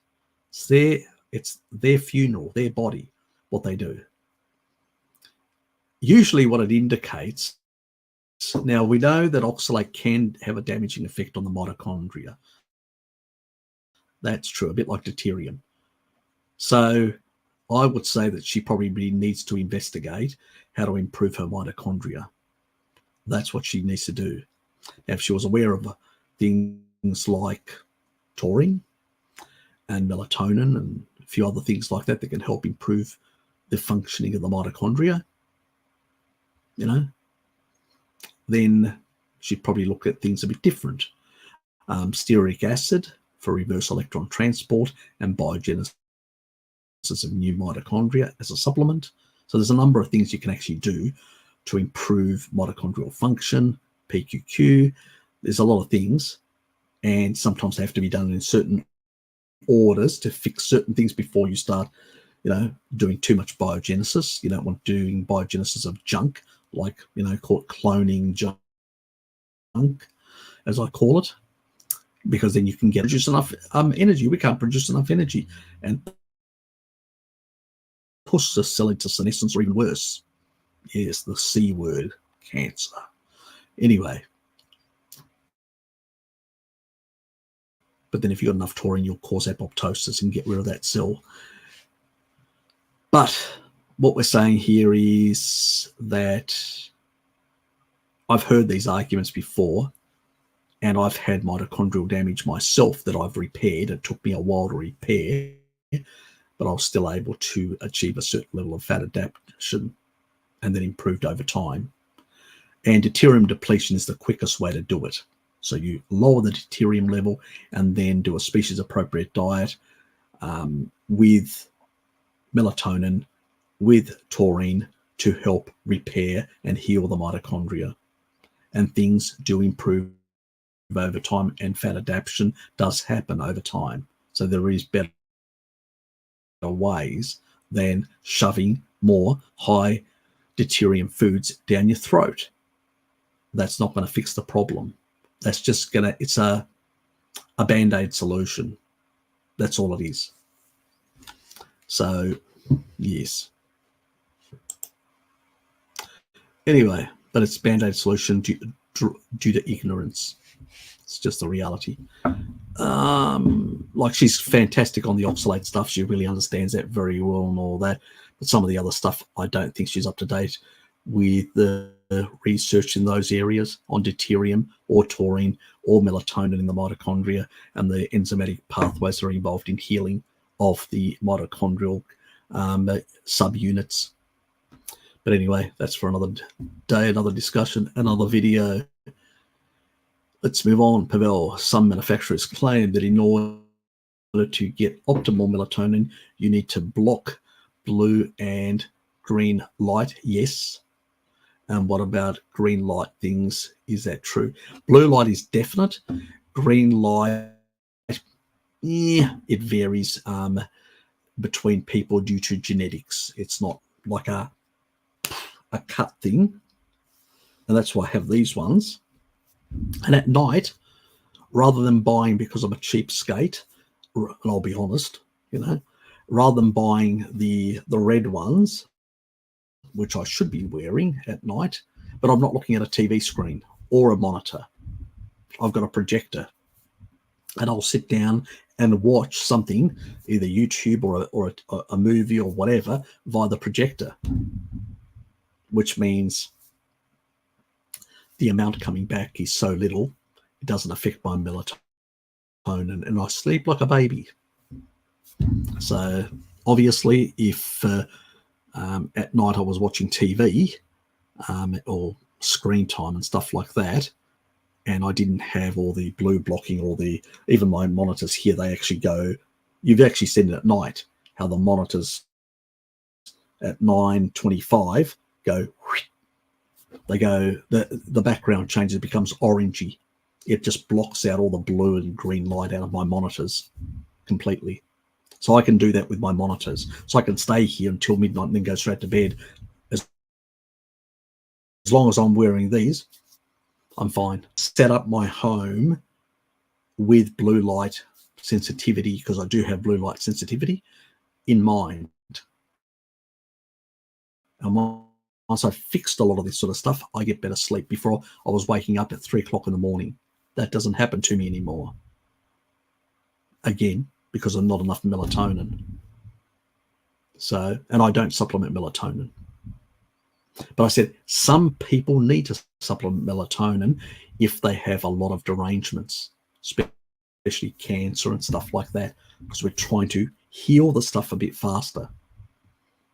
I'm just doing it a bit more naturally with taurine and stuff like that, just naturally upregulating certain enzymatic pathways to work better.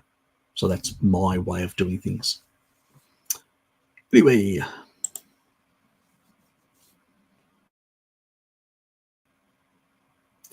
so oxalate problems, you can't eat a lot of connective tissue.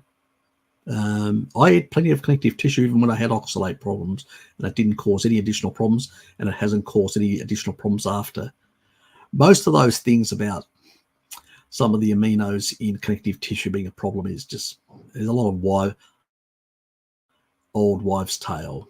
Yes, some of it can, but it's, the stuff that we get from animal foods, or just general digestion, some of the actual purines and all that, the amount that we produce is very small. The body can actually deal with that. The big problem is the stuff that's coming from plants, especially things like spinach and all that. Your body, up to 50 milligrams, can cope fine, even from any source, including plants, up to 50 milligrams.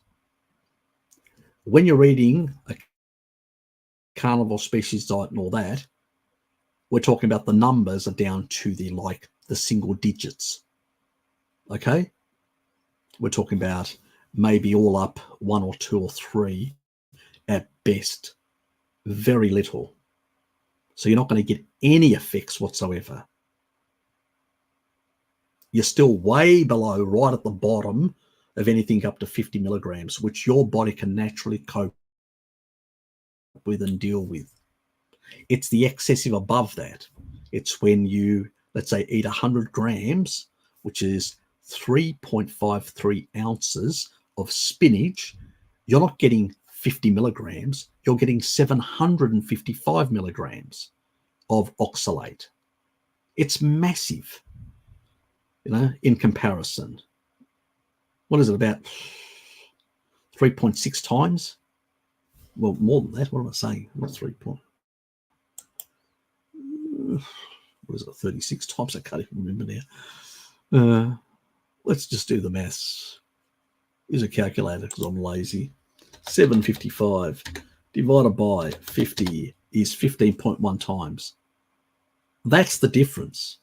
And what we're talking about is, if we're looking at in comparison about, let's say 3, the worst case, we're talking about 251 times difference.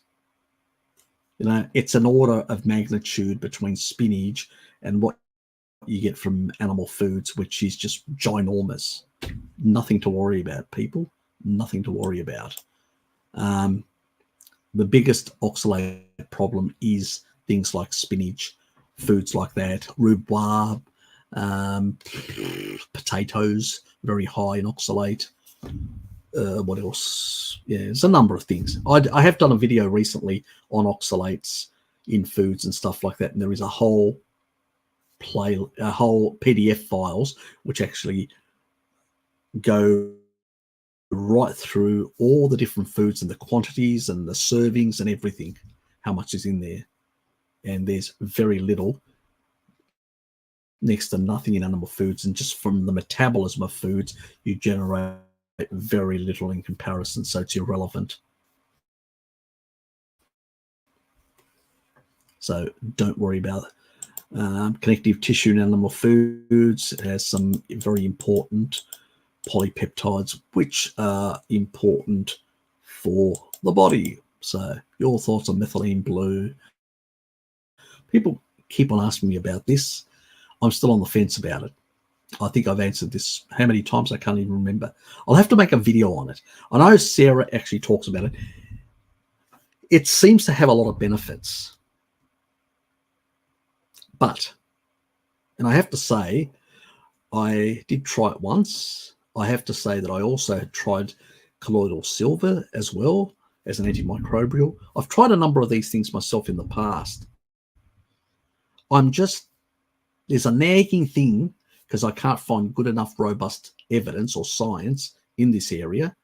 I just got these nagging feelings. Our ancestors never consumed these compounds.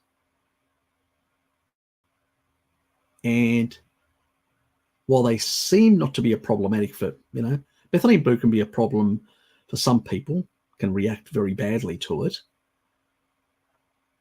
It varies.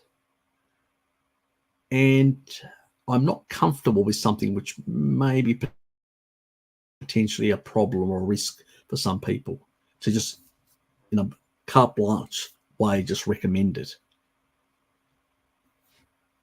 I've got a whole folder full of files, floated a whole lot of things related to methylene blue.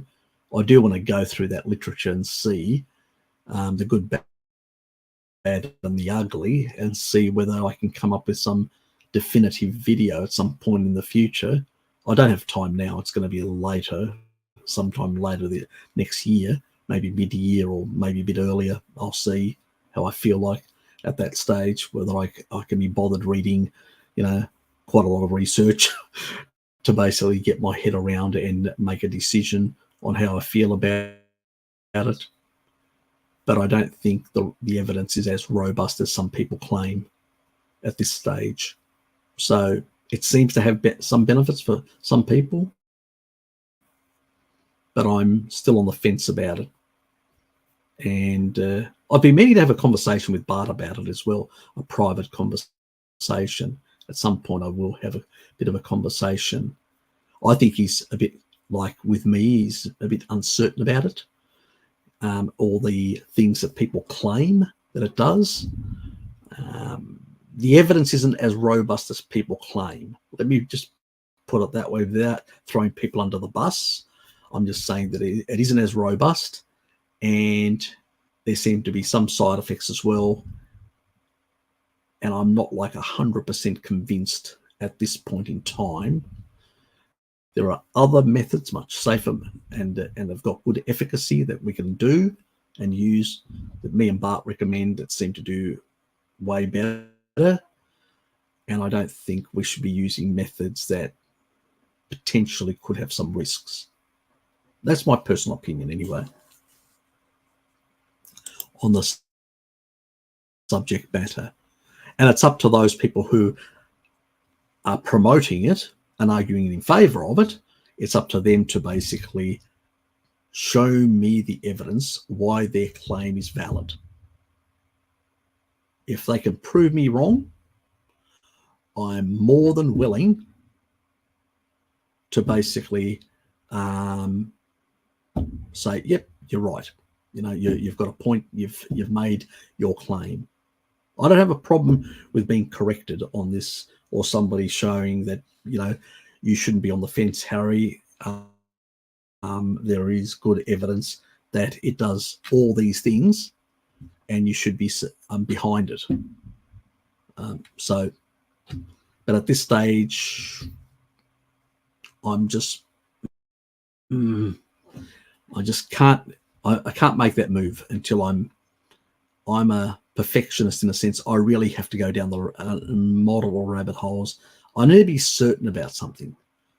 I just can't accept something just on face value of what other people say. I don't give a shit what they say, personally. Let me just be blunt about it. I don't give a flying F at all what people claim and say. Show me the friggin' evidence that basically nails it to such a level that it nails my balls to the wall and makes me think twice and say, yes, you are right. Yes, you're right. You know? But I'm not going to make I'm not going to agree with people just to be agreeable. They need to basically, if they're making claims, you know, extraordinary claims require extraordinary evidence. You know, I make claims for certain things like taurine and other things, but I can back it up with really solid evidence. I can make claims about the carnivore diet, and I can, I can prove that with solid, again, evidence, which is the archaeological, the N15 data. So,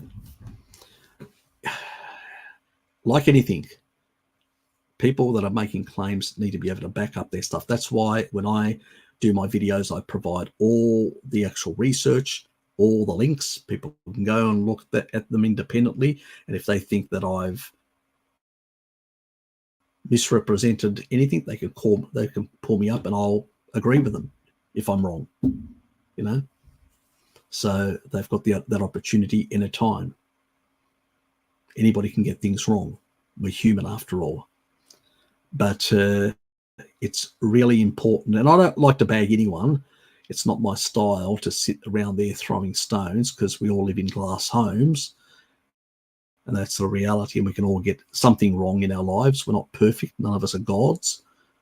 And so we're just angelic forms with free will that fell. So, yeah.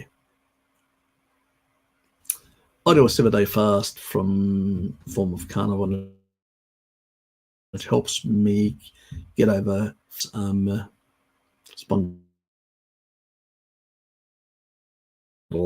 I agree it could become addictive for relief. I just need to stay strict to my clean diet. You've got to stay really clean and lower the inflammation in your body. The other thing is, I've actually been looking into these conditions, these bone conditions and all that.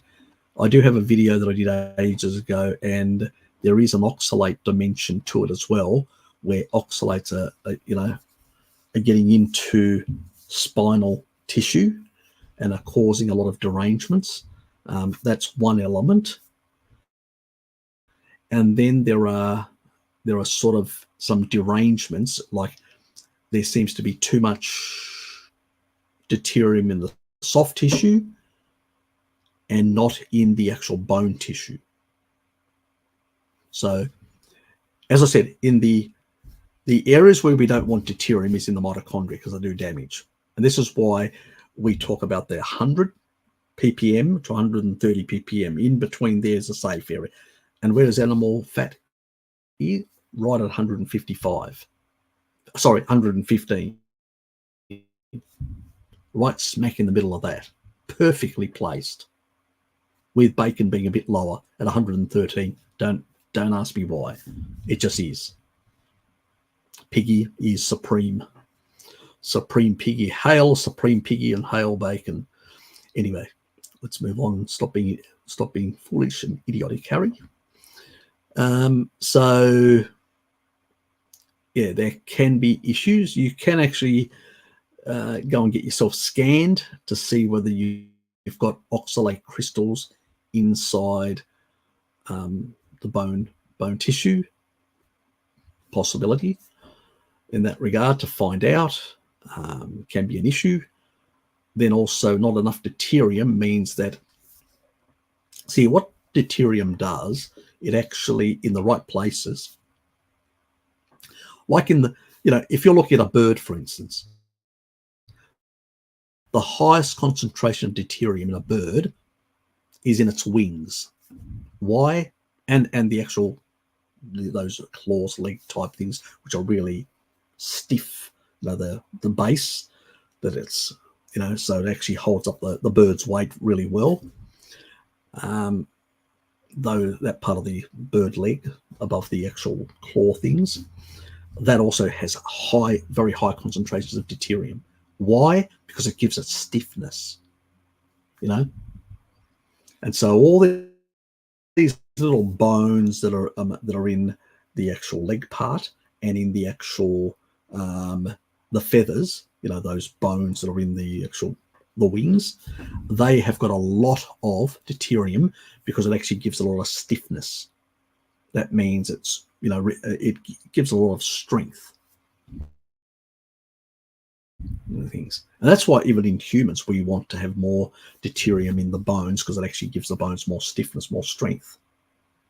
So really important in that regard. And it's probably another reason why I've moved away from bone broths, because I'm going, is it as healthy as people claim? Yes, I can get minerals, but maybe but yeah. Anyway, that's a side issue. Let me get back to what I was saying. Stick to the subject matter, Harry. Now, so there is that side as well. Some derangements in basically the homeostasis of where the minerals are, and boron seems to play a bit of an effect if things get slightly out of whack. And there's a sort of a protocol 12-9. So every week you go from 12 to 9 to 6, and then 3 magnesium deficiency, and then you stick to that for a couple of months, and it seems to improve also the bone function as well, while you're taking taurine in and leucine and stuff like that. So these are the sort of things you can look at doing as well. But I'll also get a scan to see whether there's any oxalate there, because you may have to do an oxalate protocol if that's the case. I'm not saying you have an oxalate issue in your spine, or in your spine, but it could be an issue. You got to look into it in that regard. Most people, it's one of those things that people just don't look into, but I do recommend people look into,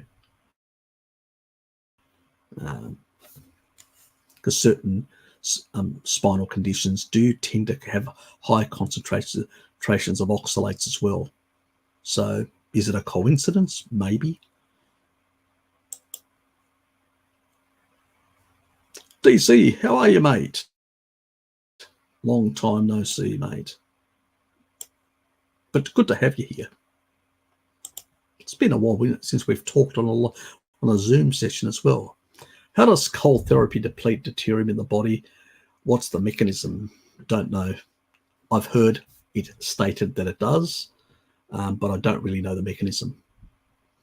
there's a sort of a talk about heat shock proteins being involved and stuff like that, but I haven't really looked into it deeply, so don't know. Simple as that.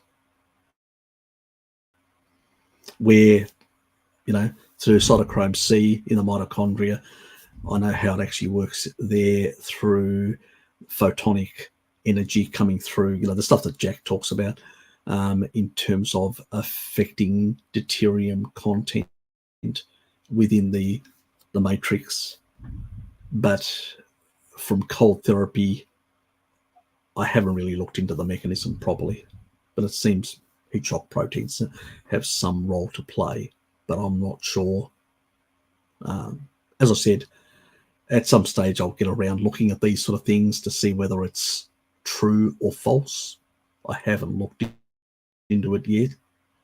There's a lot of things to look into, mate, Stefan. I'm sort of focused on major disease that people have, because that's the stuff that I research, coming up with new novel ideas and using compounds to heal people with cancer and all sorts of other things. And that's where my focus is, because death is death and I want to try and keep people alive. And so these things are low priority for me. It's nice things to bang people over the head and make yourself look smarter. But, I just want to know the knowledge when I get a chance to look into it. My whole purpose of my channel is more to try and help people heal and give them some actionable things that they can do. The rest of it's just, bullshit that people like playing around. People that never grew up, still the child adults, as I call them, forget their purpose in life is to basically, you actually get satisfaction. How many dopamine hits do you want? Or people patting you on the back falsely? It's just bullshit, pretty much. But yeah, no idea how truthful it is. A lot of people make all sorts of claims. I think there is a hormesis effect from cold therapy that can be beneficial, but deuterium depletion, I'm not sure. I haven't been convinced yet, but I haven't looked into it thoroughly to be able to say yes or no. So, as a citizen scientist, I have to say I don't know, but I will investigate at some point in time when I have some free time. Yep. Comment. Who is Rob? Rob. What's his last name? He's a bodybuilder.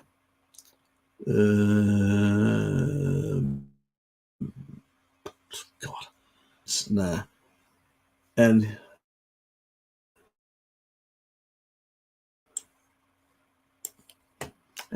what would you say? I don't see.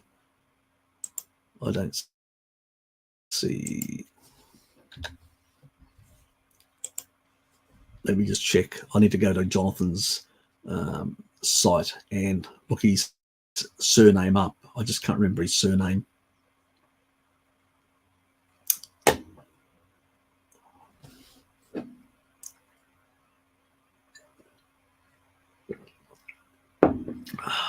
My throat's getting dry.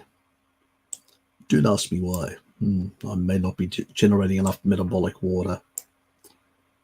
It's probably that cheating that I did yesterday. Probably had something to do with it. Bad boy. I deserved it.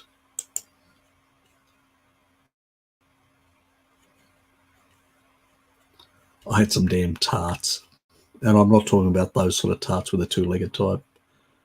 Oops.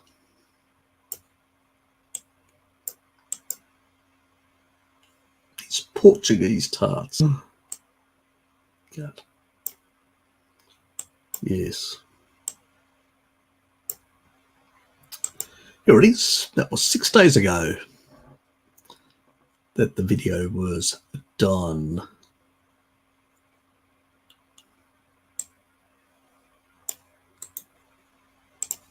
This is the video. I'll put it in the actual chat. It's on Jonathan's site. and we had a long session. It was a long session.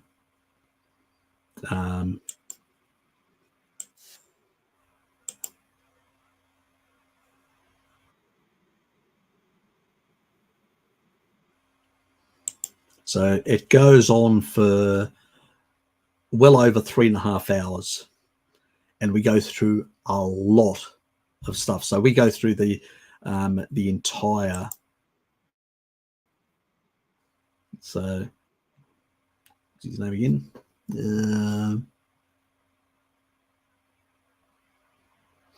Rob Goodwin.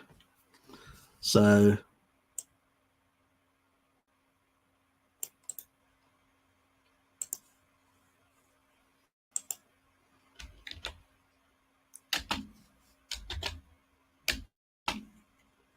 and he's being interviewed by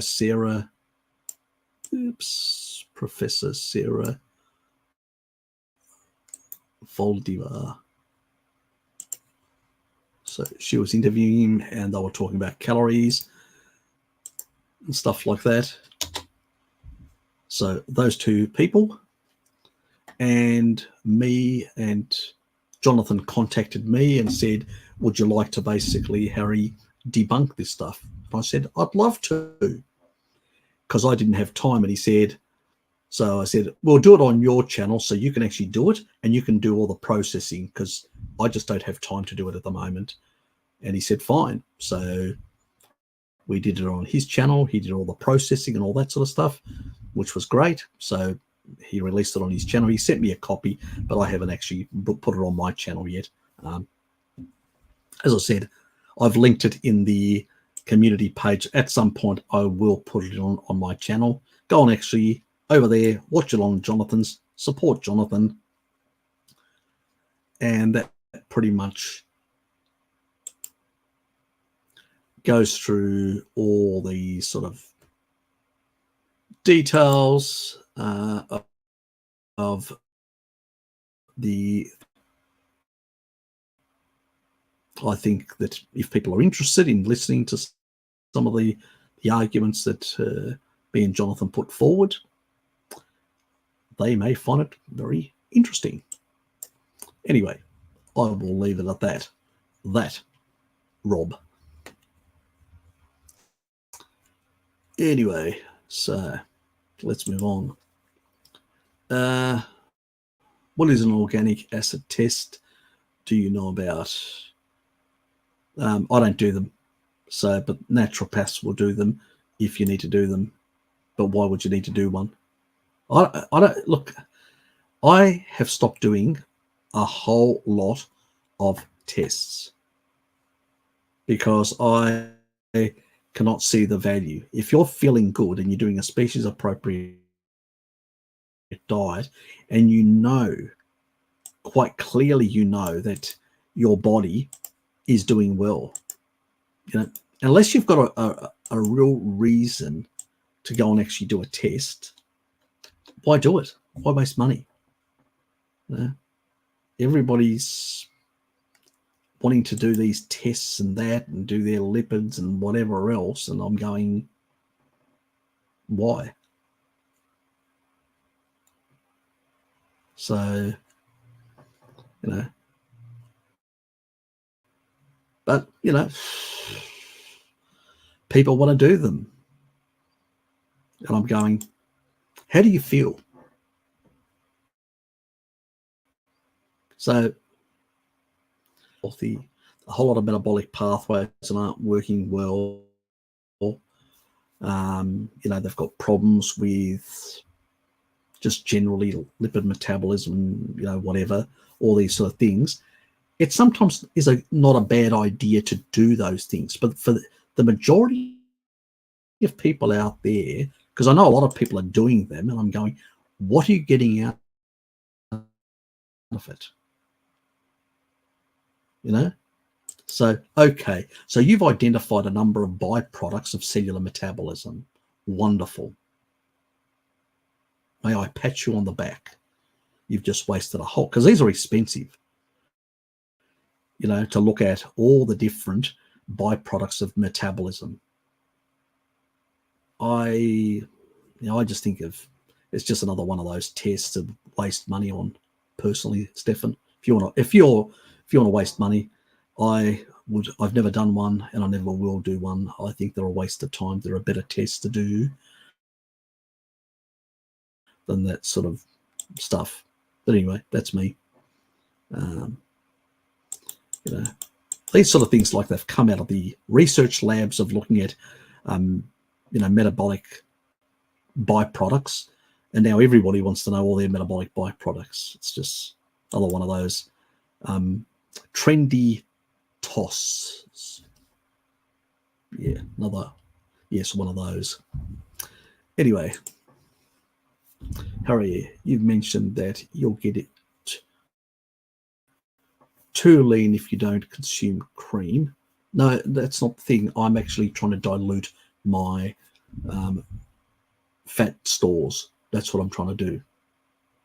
I find that to be the case for me and a lot of others as well. It's problematic from a standpoint of a carnivore diet. Yeah, look, getting too lean is not a good thing, generally. But what I'm doing is I'm using it as a cheap way to dilute my lowering my deuterium levels. So that's a different thing that I'm doing. But getting too lean isn't a healthy thing either. So it's not recommended.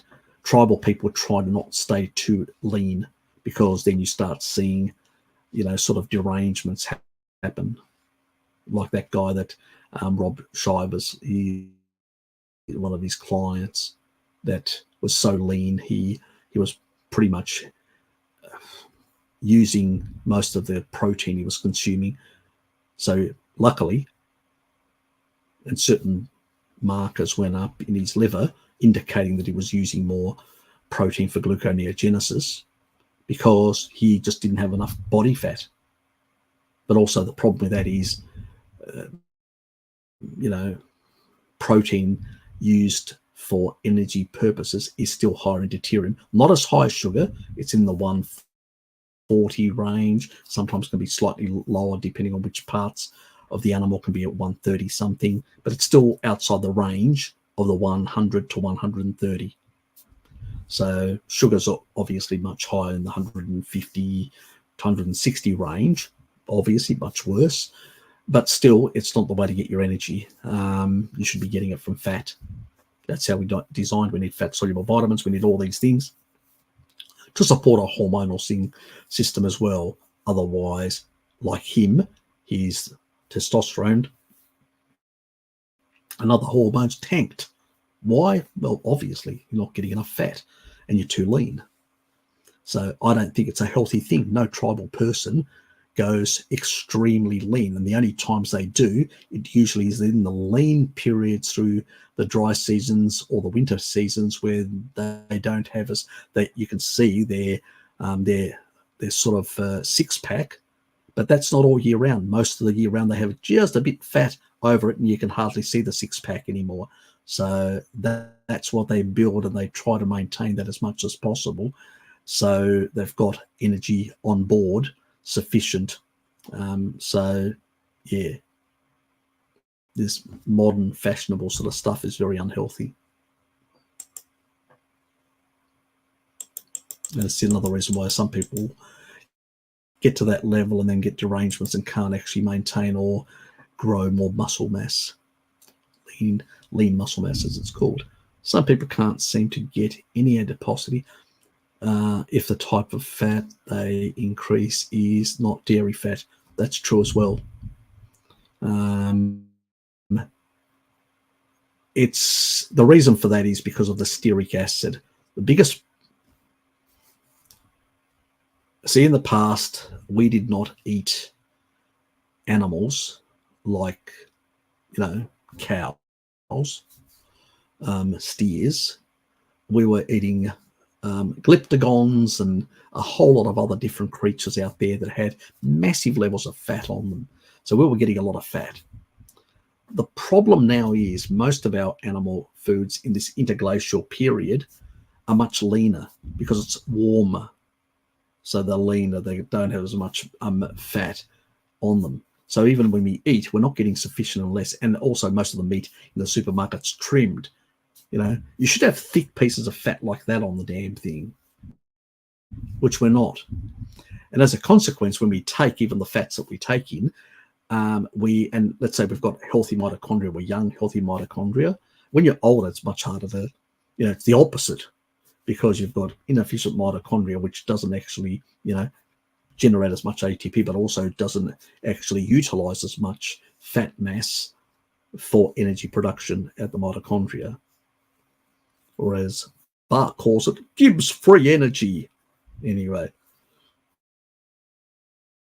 I need to have a conversation with him about that. It is in a closed system, but anyway, we won't argue that point at this moment. That's physics. But anyway, getting back to what I was saying.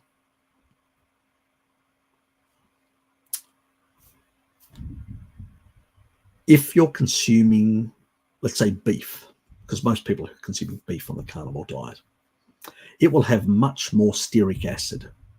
Having much more stearic acid and palmitate, what it does is it encourages more biogenesis of mitochondria. That means signaling through complex 1, you know, reactive oxygen species, ROS signaling, create more mitochondria. So you actually become even a better fat burner. Now, if you're trying to lose weight, that's fantastic. That's what you want, you know, lose fat weight. But if you're, you know, too lean and trying to, you know, I would say dairy fat is a hell of a lot better, because while it has a lot of the actual saturated fats and all that, and medium chains and many others, it doesn't have the higher levels of stearic acid that that beef has. So it lowers that threshold, and so you get less biogenesis. And if you combine that with, you know, with piggy and stuff like that, you tend to basically be able to put on a bit more fat. So I usually encourage people to go out and get slabs of pig fat and consume that, and pork belly and stuff like that, to get there, to get some, you know, some additional fat stores up, because they're not going to do it any other way. You're not going to do it on semi-lean beef. It's just not enough fat on them. Plus, you've got the effect of that other issue. But it's fine for people trying to, you know, drop weight, you know, fat weight. Fine. We're talking about now the other extreme. Anyway, the oxalate production pathway is, yes, and thank you for elucidating that whole thing. But that wasn't the argument, Pert. But thanks. Would sheep milk work? Yeah, it's good, but it's, you know, not as specific. Goat milk is much better. Way, way better.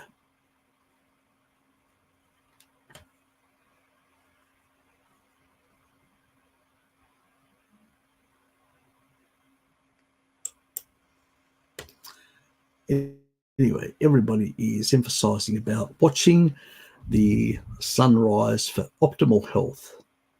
So one has to get up to 4 a.m. in summer in the Northern Hemisphere, or is sleeping until 7 or 8 and then go outside. Okay. Yeah, look, at the end of the day, I mean, just because the sun comes up, if you're very at a very high latitude, you go out in a bit later.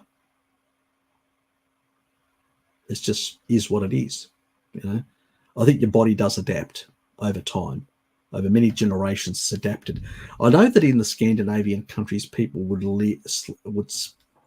be close together, and they learnt, and this is an adaptation method to deal with the winter. So there's a lot of adaptations that people have done around the world. So if it works and people have adapted to those things, who am I to basically say otherwise? So there is that community factor. I can't remember it exactly, Stefan. You probably know more about it because you come from that sort of region.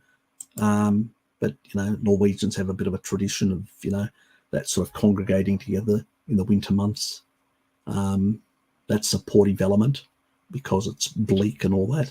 So there's a lot of these sort of adaptations of communities have made, and when they move away from those adaptations, because they're so hardwired, genetically in some cases, not just epigenetically but genetically, it seems to make things worse for them on a mental health side.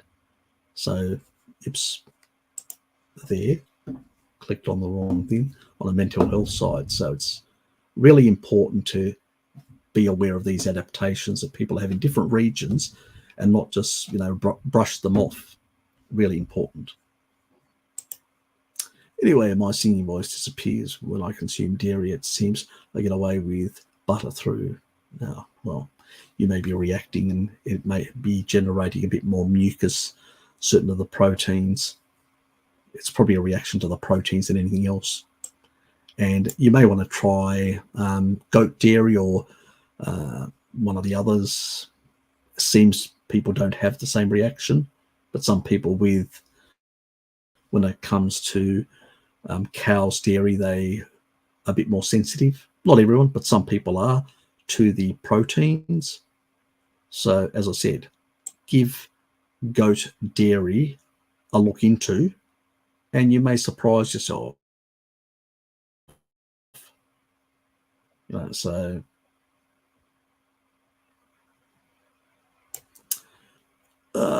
I'll reach out to you. I appreciate you have, click. More pressing conditions than mine, but if I could get a consultation, I would appreciate. I don't do consultations, sorry. You'll have to go to Bart. I have worked with Bart also prior, or go to Jonathan if Bart really hasn't helped you out. Look, in 8 days, you'd be able to send me an email, Ryan. Send me an email in 8 days. Give me a really comprehensive rundown of all your circumstances, and I'll come back with something.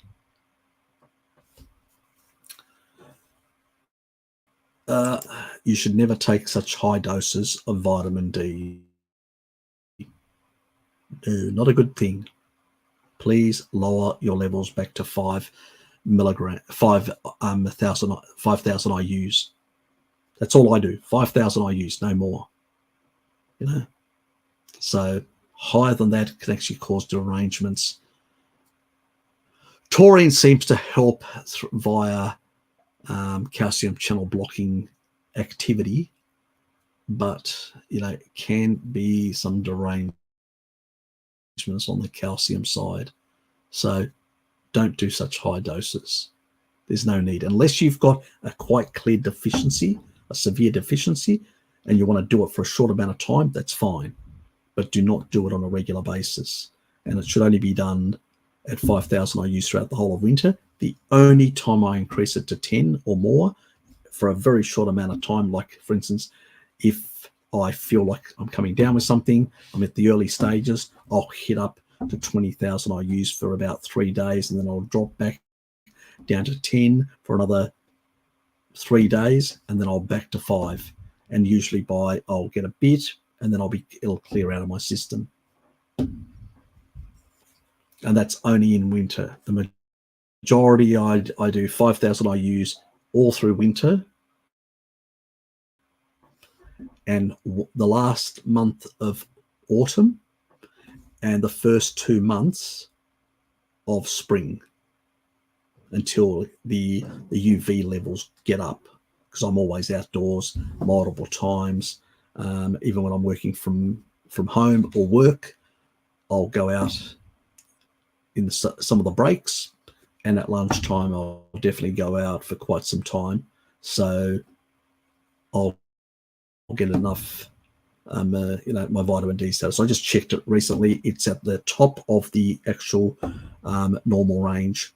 So it's got a very faint line, which means if it was completely white, it means I'd be toxic, I'd be over the limit. But it's got a really faint line that's so faint, it means that I'm right at close to the top of the normal range. Getting outdoors, taking 5,000 IUs will do it for you. As I said, very rarely do you need to go higher. And it's, it's not like with the sun. What we're actually getting is what is called vitamin D sulfate from cholesterol sulfate. Completely different. It's a water-soluble form. And we only store a small amount of that, and the rest gets peed out. So even if you do 10,000 to 20,000 IUs of vitamin D in the sun, most of it gets peed out.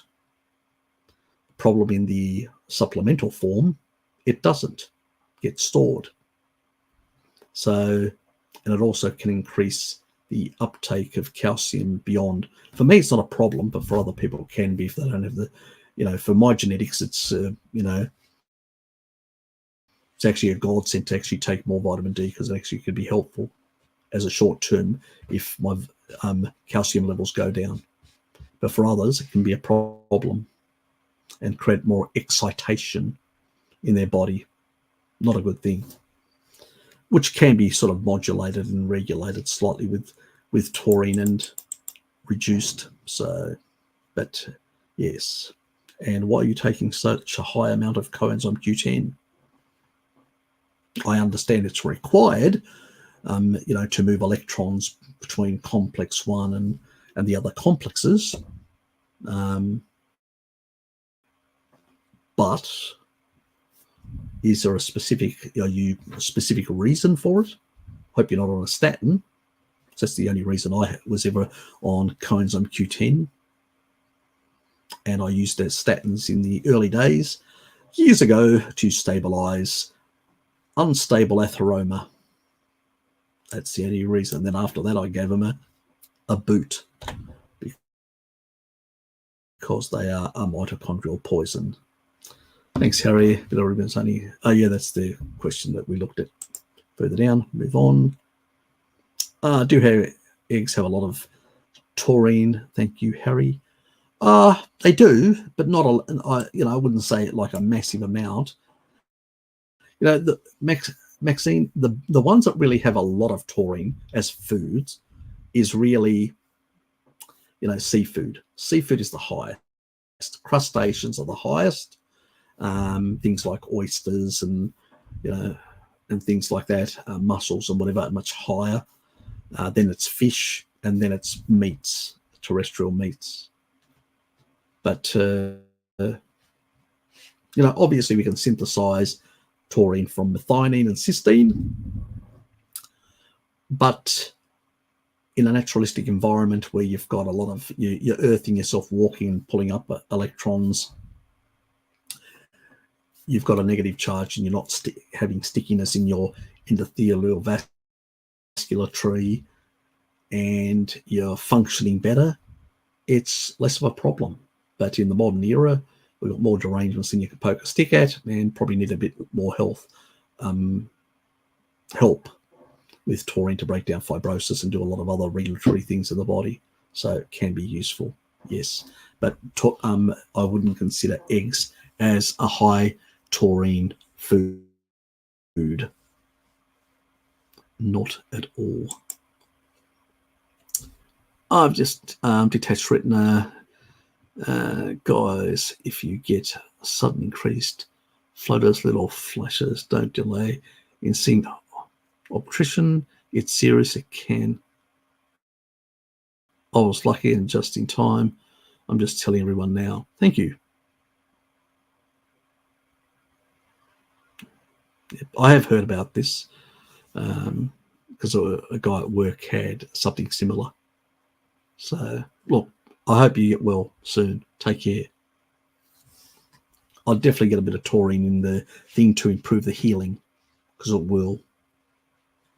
And also get rid of a lot of that fibrosis that will be generated as a consequence of any surgical intervention. You're welcome.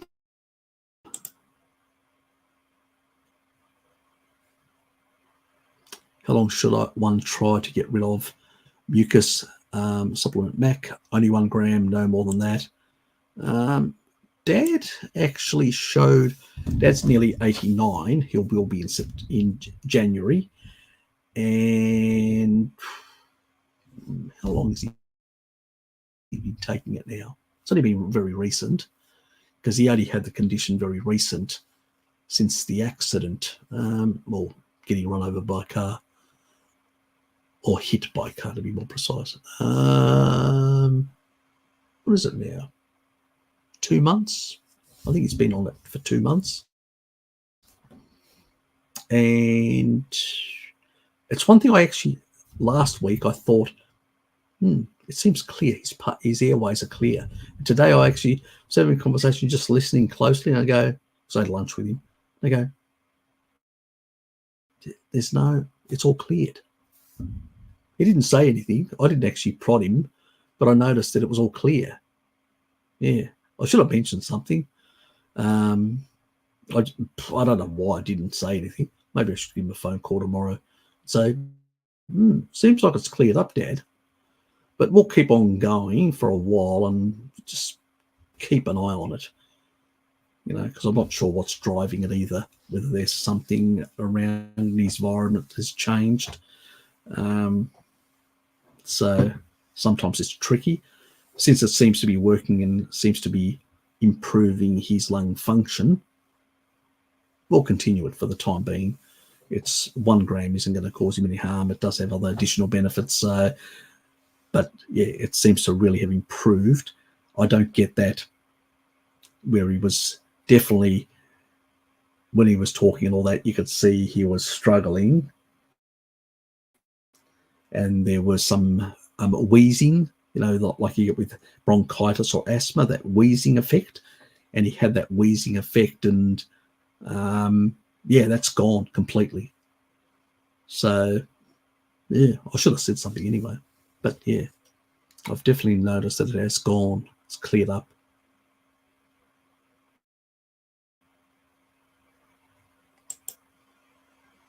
Yeah, that's it. Nourishing Organics. That's exactly the company in Melbourne.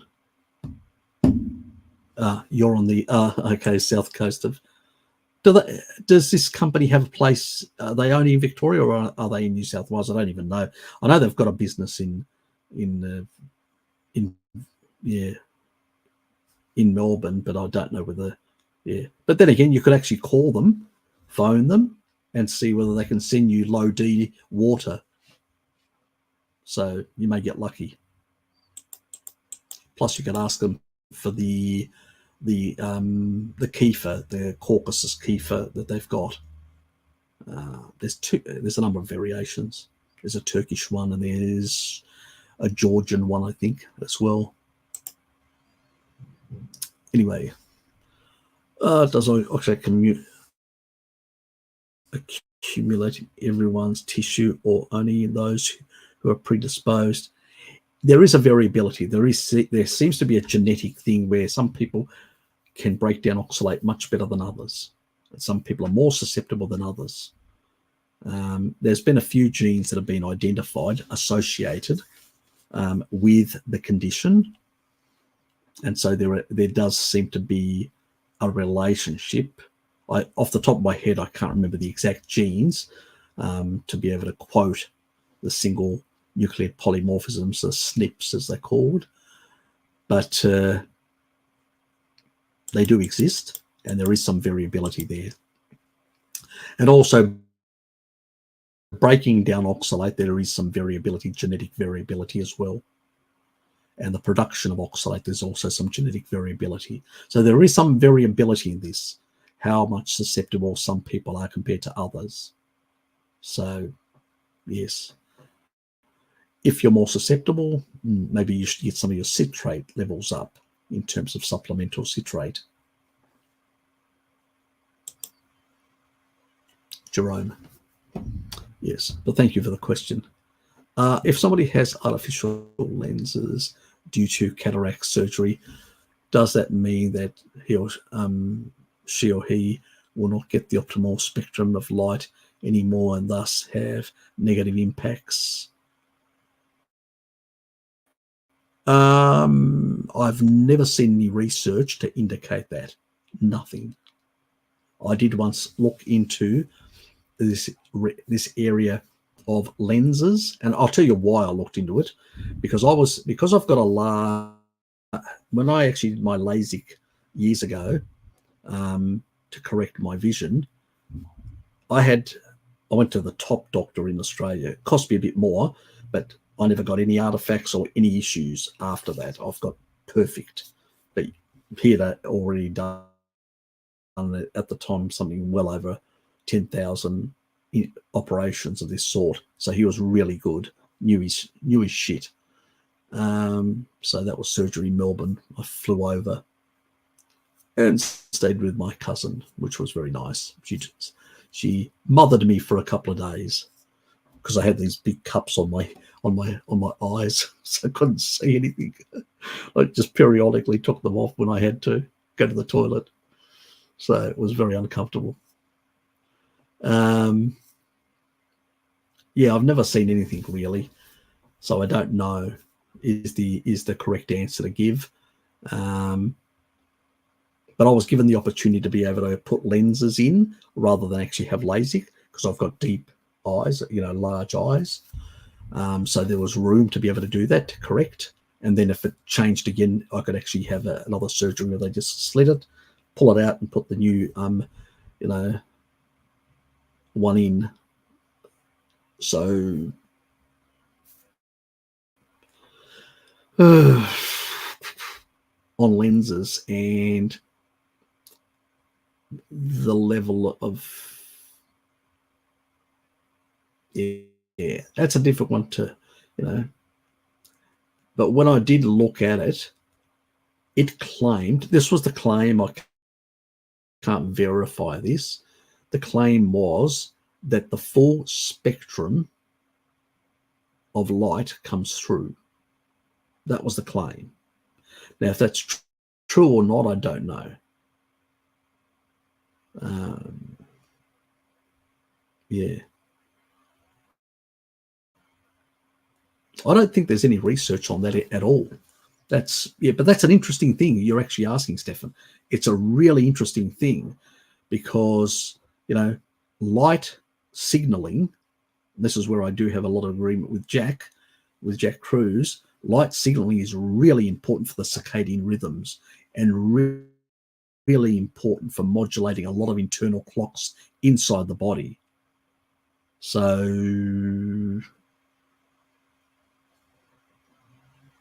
yeah. So, yeah. It is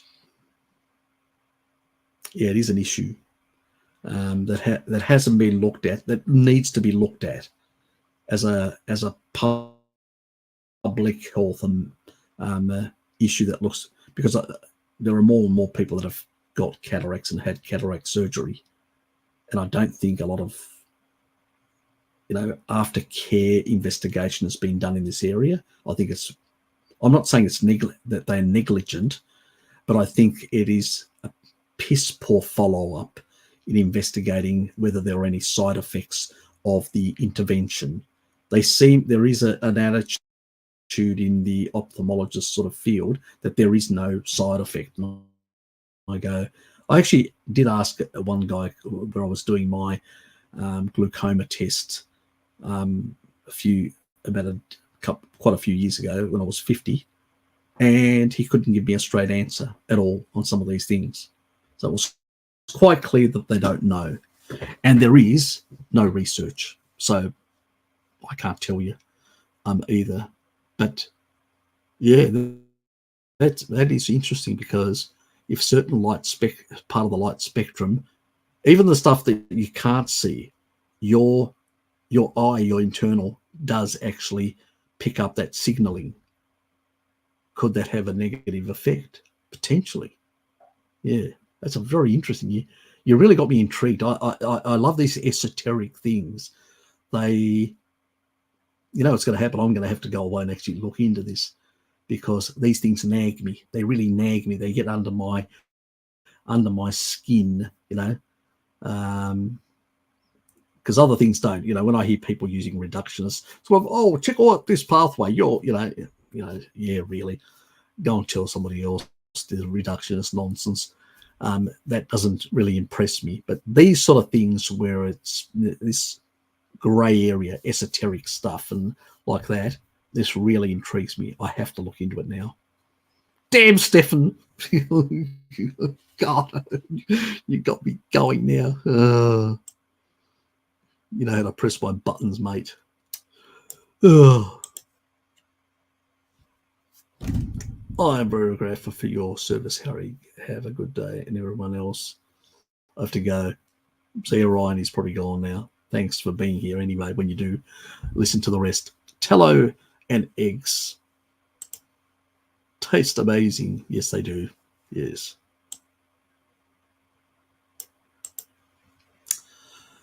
Yes, not Roy. How are you, mate? Yeah, it's been a while since we've talked on a Zoom session. But anyway. Yeah, look, yeah, I know BBC has been taken down from Amazon as well, 157. They're not, and there's a push from FDA to ban more peptides and all that. I've had a lady that needs a TA1 peptide to enhance her T cells so she can fight cancer. And guess what? That customs actually held up and won't allow. She can't get it. You know, so fucking pissed. I'm effing pissed off. Sorry, YouTube. So yeah, that's a sort of state of affairs. They are going after these sort of things.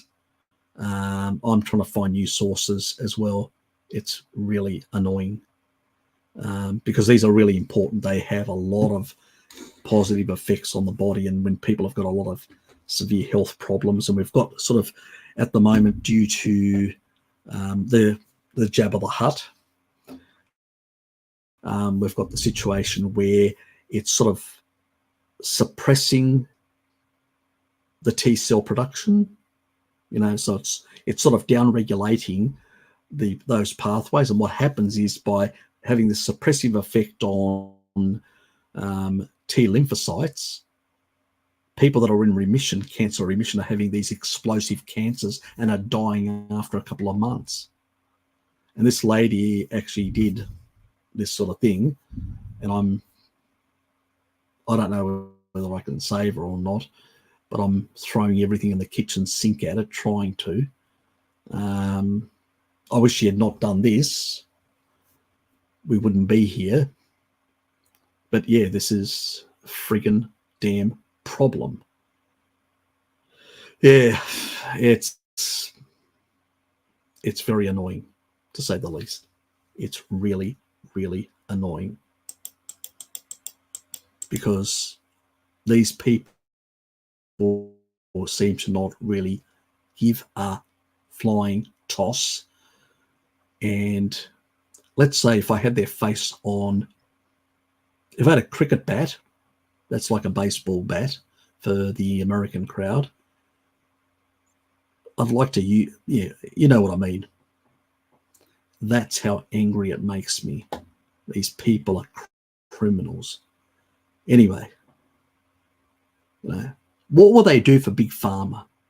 Just because BlackRock and State Street and these arse-hats control all these companies now, and they pretty much control the whole FDA, and we have Larry Finn, a fund manager, turning up at the Fed, you know, unheard thing. How more corrupt can the whole system become? There now he's got in bed temporarily with the Saudis in order to, let's say, have a truce on the war between the Fed and the oil barons. Yeah, Larry, yes. Corrupt individuals that are basically don't give a flying toss about humanity. They really absolutely annoy me. Yeah. So anyway, I know you retracted this, Ryan, but look, you may have genetics similar to me where you sort of need certain compounds in the liver.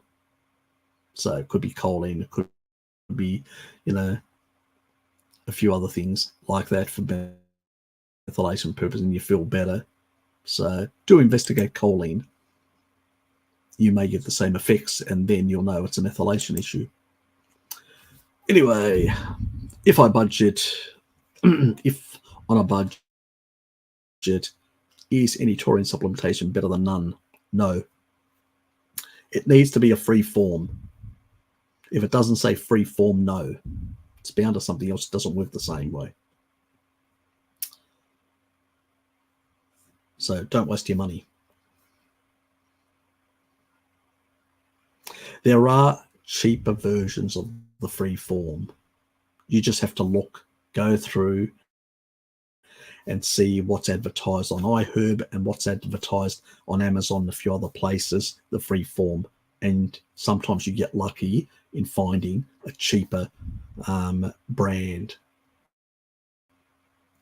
Yeah, I don't have any other solution for you. Sorry, but oh, you actually corrected yourself. That's why you retracted the other one. Okay. I'm a 5 commander when I'm homozygous with NTF mutation. I don't feel well unless I'm liver or thorn. Do you think? Look, a riboflavin. I do. If you go back and check my playlist, I've got actually one that was done very early in the piece. It's called Methylation Part 1. And it's in brackets, MTHFR and stuff like that. And pretty much it explains that riboflavin corrects this problem. So your ancestors would have been consuming very high amounts of riboflavin-rich foods. And as a consequence, they would have corrected that enzyme. And what happens is homocysteine corrects itself, goes down when you take more riboflavin. It corrects that enzymatic pathway. It upregulates it. So it actually turns on its head this mutation. I have the same thing. Got it? So you need riboflavin-rich foods, and usually dairy-rich foods are riboflavin-rich. So a glass of, like a 16-ounce of glass of milk will give you practically all the riboflavin you need. So this is the reason when people were having pastoral diet, higher in dairy and stuff like that, they were getting more riboflavin as a consequence. You've got to eat quite a lot of meat to get those sort of high levels of riboflavin equivalent. So you could take a B2 supplement, a high quality one. So I'm just saying, but you can get it naturally in high riboflavin foods. And if you go check that video, it'll provide some linkage and information.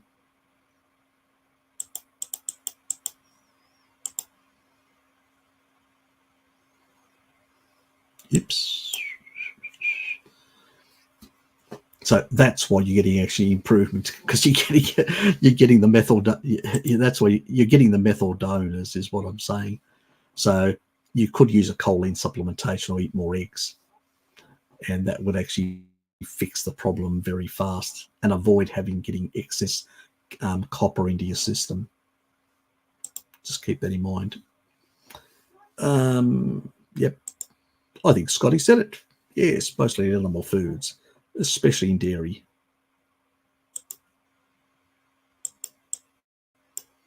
Yes. Yeah, this is the one. Exactly. Yep, definitely. My two favorite ones they are purely minoquinone 4, both these cheeses. They don't have any of the other minoquinones. They only have the animal form, both these, and in good amounts. So I always have a bit of brie every day. I love brie in particular. Camembert sometimes, but brie is my favorite. People usually at work know, if Harry's going to come to a social function, make sure you've actually ordered some brie for Harry. So it's quite clear everybody knows in my workplace. So, otherwise, when Harry turns up, he's not going to be a happy camper if you don't have the brie there.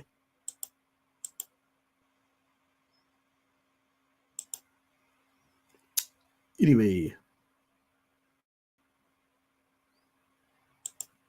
yeah, good is the other one. Good is a pretty good sauce as well. A good Dutch cheese. I actually like Gouda. Sometimes just thin slices of Gouda, and just sticking it on a fried egg. Anyway, I'm special that way. I have some funny, yeah.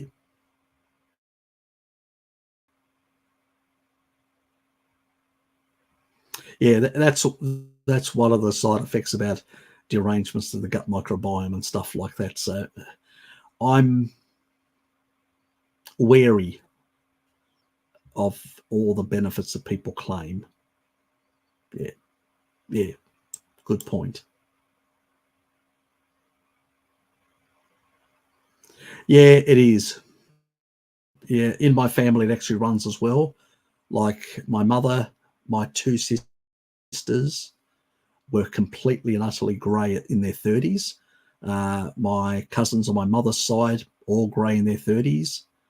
I'm the only one that's actually managed to hold off the greyness, just barely.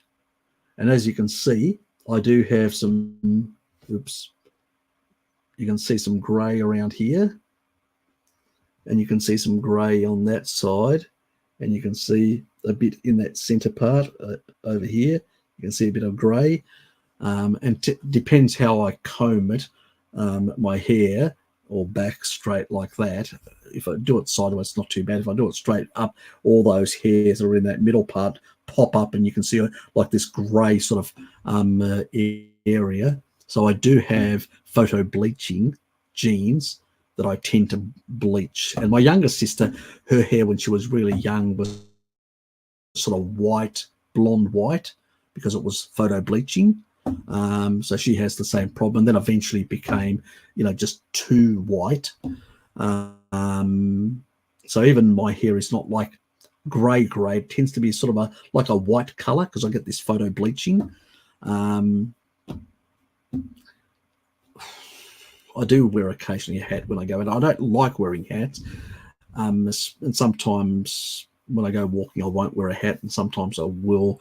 I get my vanity starts kicking in and saying, oh, it seems to be graying a bit too much. And then I put my hat on, and the longer I keep using a hat, it seems my color comes back in my hair slightly. So I am sensitive to UV in photo bleaching. And I haven't found one way of switching off these genes or one way of actually stopping it. I may have to just accept that I give up the hat and accept that I will go grey like my other relatives, and just say, yeah, it's genetic. I can't do anything about it, and accept it and get on with it. I'm not there yet. So I've been I usually, when I was younger, I stayed out of the sun like I was a vampire, to avoid my hair going grey. I must have been so freaking vain. But also, and so that's why I was really pasty white, because I hardly, the sun hardly ever saw me. I had to take vitamin D eventually. Some stage I realised, but I was only taking 1,000 IUs because I was completely ignorant back then, and only in winter, and that was about it. So I probably was always vitamin D deficient, or insufficient, or whatever. So yeah, it sucks. I know. Tell me about it. It really sucks. But anyway, shit happens.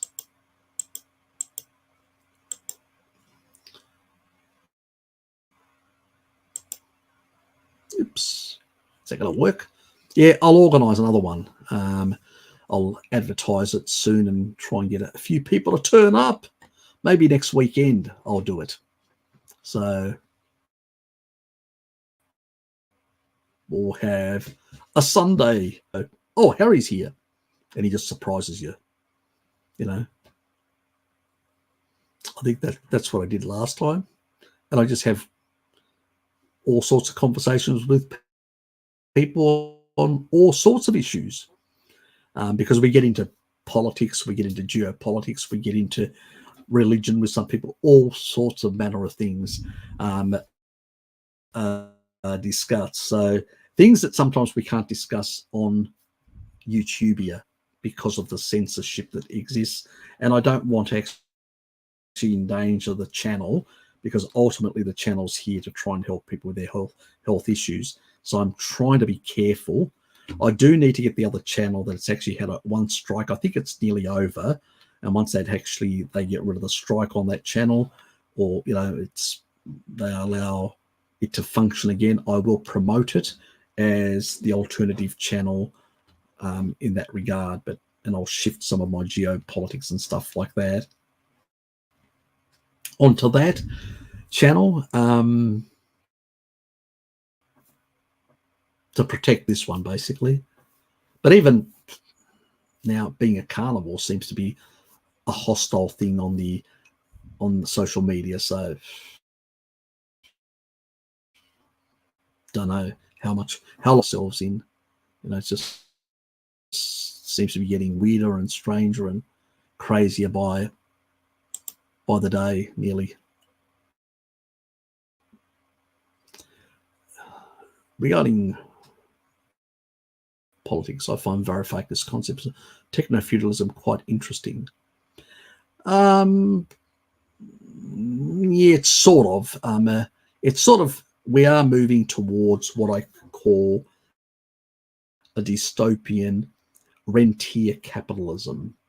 It's not going to be entirely, it's sort of semi-feudal. It's not classical capitalism either. But it does have some elements. It's a mix of socialism, feudal ownership of everything, rentier, and the rentier component where nobody can own anything. They own everything. Now they're going after property, BlackRock and all that in America by just printing more money and just inflating all these assets, and using eventually inflationary methods to wipe away a lot of their debts, inflated all the ways that one would. Just to explain to people what I mean is, back in the 1950s and 60s, when we were close to real money and we were on a gold standard and things were a bit more tighter, the way things were, the financial sector was less than 10% of GDP, and it wasn't a parasite to the economy because you need to generate more debt in order to basically make more profits in the financial sector. So it becomes parasitic, the growth. It's not real growth. It's not creating goods and services, just creating debt and leverage and asset appreciation. So it's not productive economic activity. It's unproductive, speculative and stuff like that. But it does help financiers become very powerful in the system and dominate the political system. So that is why it is very corrupting and corrosive to society when that happens. But if you go back to that time in the 50s and 60s, yes, it's a boring world. I like boring worlds because they're stable and much better and more friendlier for middle class and average people. But back then, it was people could afford, with 3 years of wages, they could afford a home. So let's say we've got 10 homes. I'll give you an example. Let's say the whole economy is one rich person, 5 other people, and all those 5 people basically, and 5, 6 people, 10 people, 10, let's say, no, we'll say 5 people, 5 people and 1 rich person. Now, you've got basically 10 homes in the economy. They all cost $10 each. There's $100. The whole economy is $100. This is really simplistic stuff. This is not how the economy works. I'm just using it as an analogy to try and explain what money printing does. How it appreciates assets. It creates and it hides inflation until you don't have enough energy because they fucked it all up. That's another story. So these people now, 5 of these people can purchase 5 of these homes. And this rich person with the $50 can purchase those other 5 homes. One is not crowding out the other. Now, these people here, there's a massive growth in the money supply, and we go from, because remember we've debased the currency about not 90%. So let's say we go up to 1,000. That's only 10. We're talking even more than that they've done. Now $1,000. Now, in the equivalency, you've got 10 homes. It's $100 each.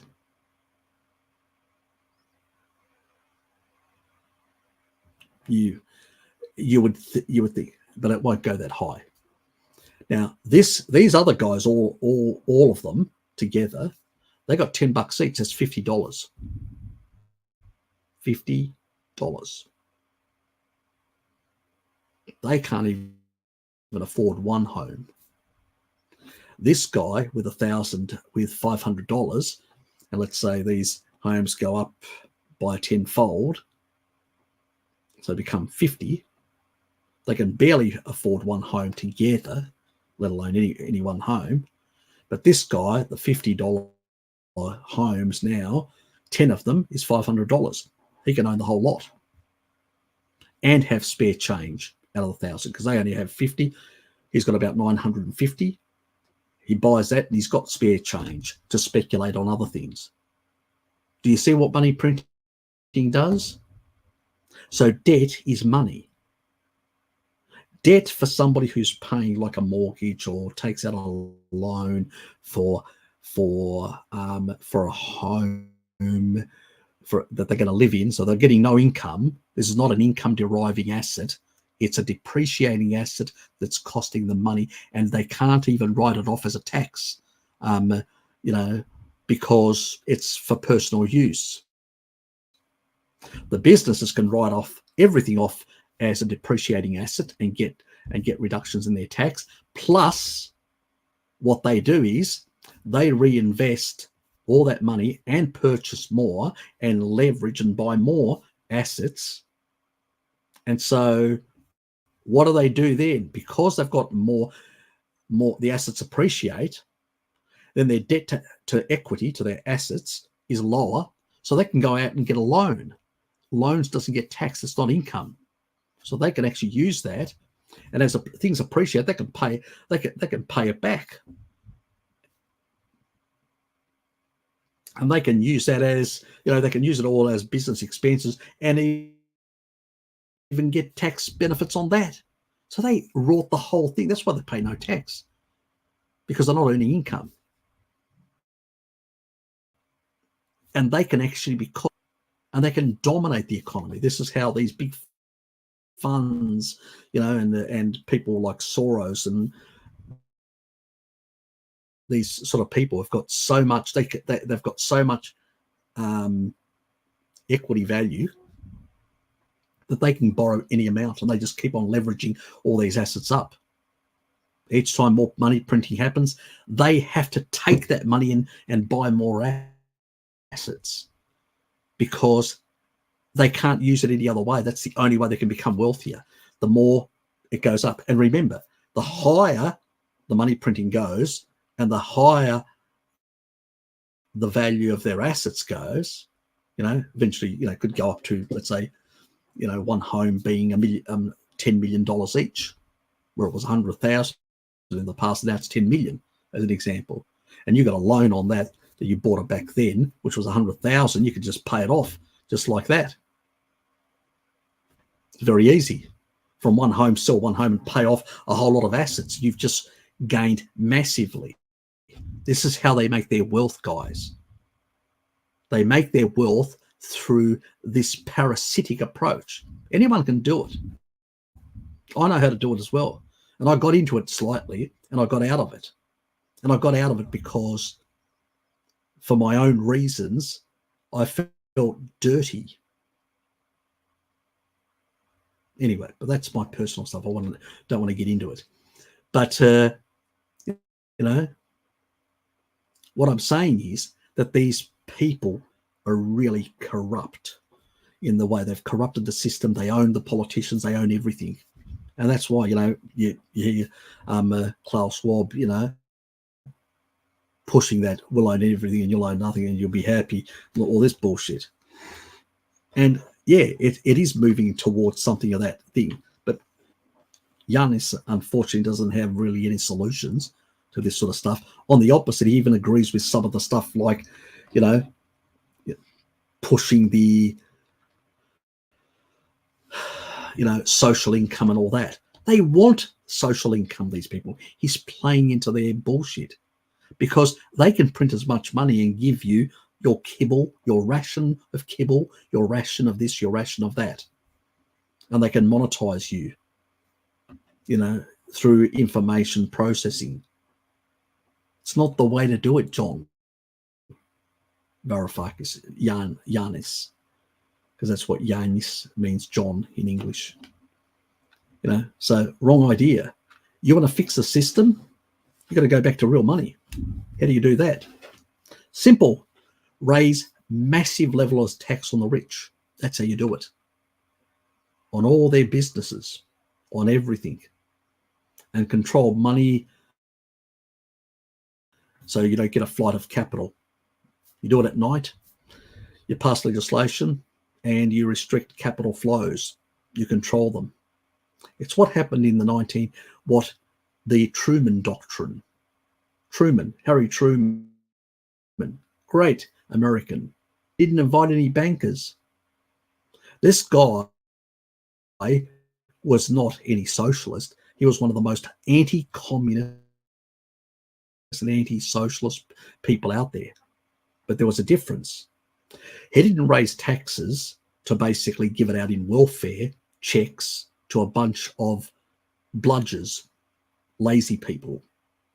What he did was, he said, you guys, through the New Deal process where we money printed, and through the Second World War where we money printed even more and created 244% of GDP in debt, and you accumulated all this debt as financiers, and you've benefited from that.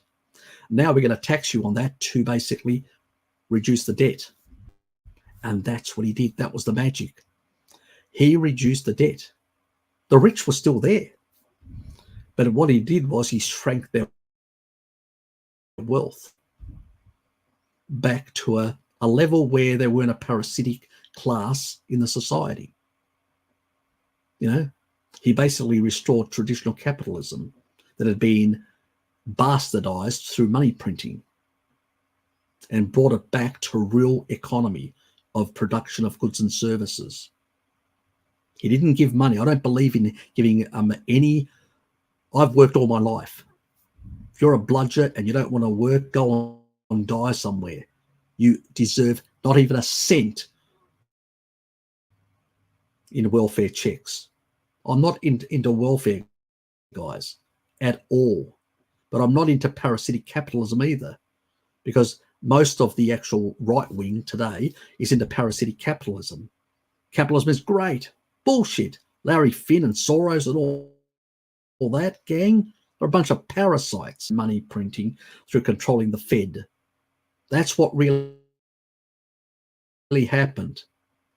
What you need to do is bring the Fed under control, or under the Treasury Department, kick all those freaking bankers out of the Fed, control the money supply because you gave it to them, and basically bring back real money and shrink the debt for the US economy and reset.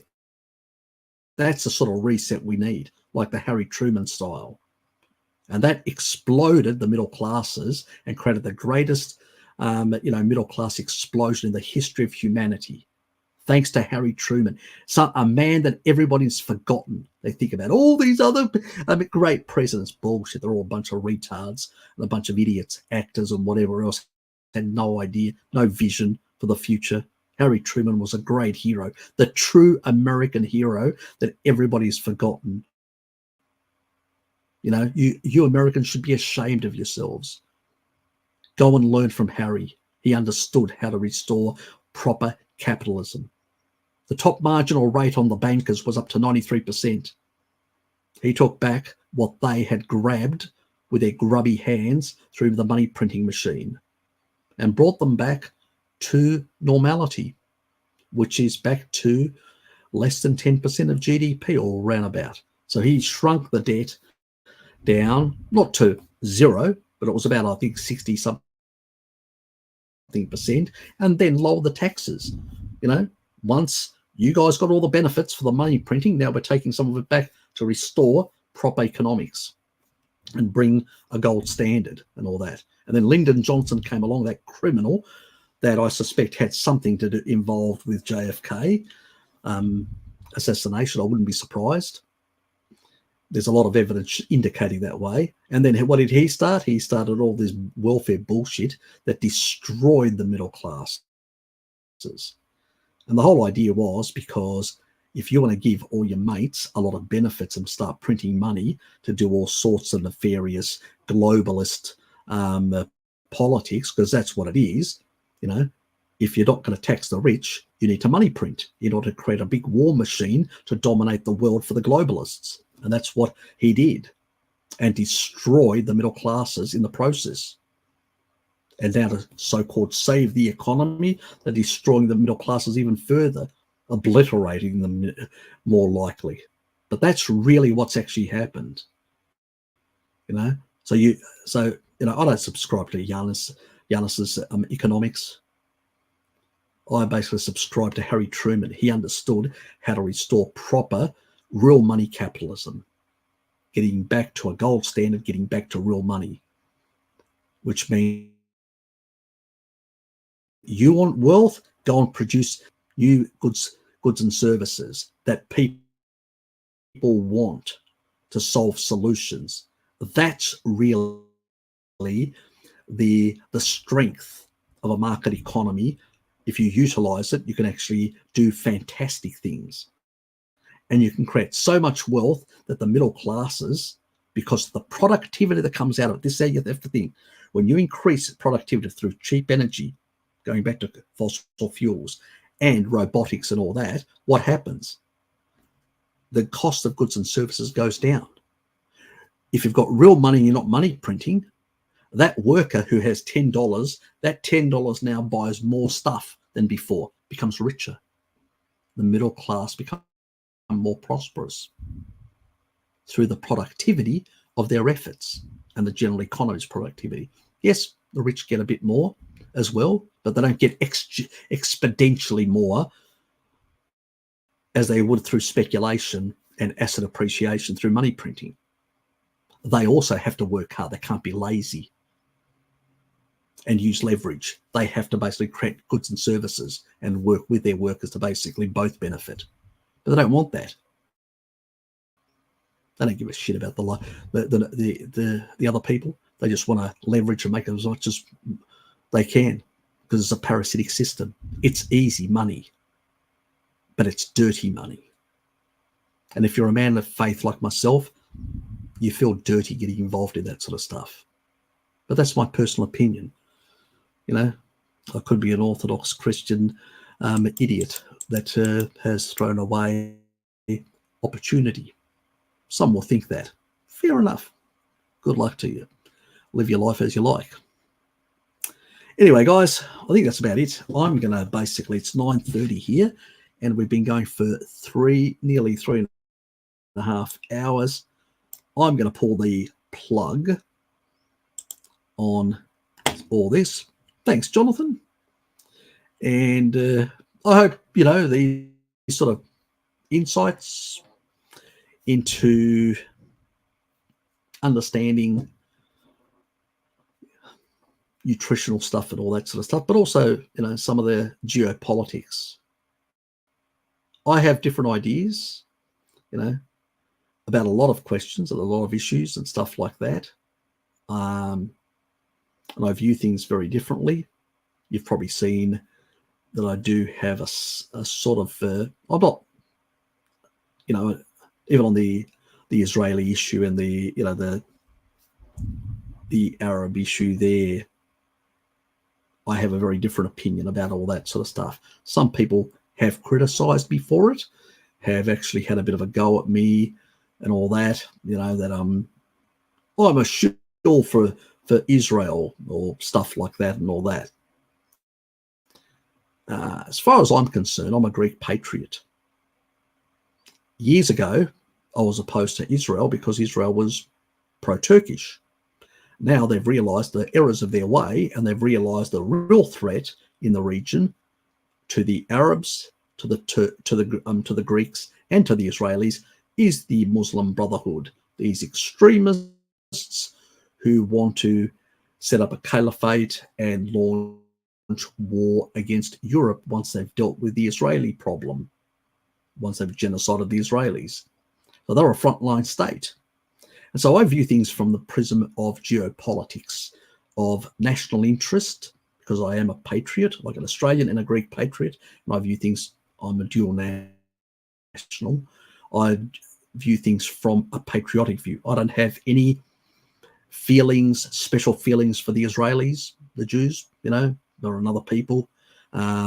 If they want an alliance with Greece, so be it. If it's helpful for our national interest, good. If it's not, it depends for that region. And I always say geography determines your allies. So if you've got others that are challenging you and others that want to work with you to deal with those challenges, that's a good idea to get in bed with them. I'll get into bed with Attila the Hun if required to basically make sure that Greece's sovereignty is protected. So you understand where I'm coming from. I'm not basically excusing anything, but when somebody actually views their world and looks at the other side going, from the river, the Jordan River, to the sea, what does that mean? Ethnic cleansing of the Israelis, of the Jews, out of that whole region.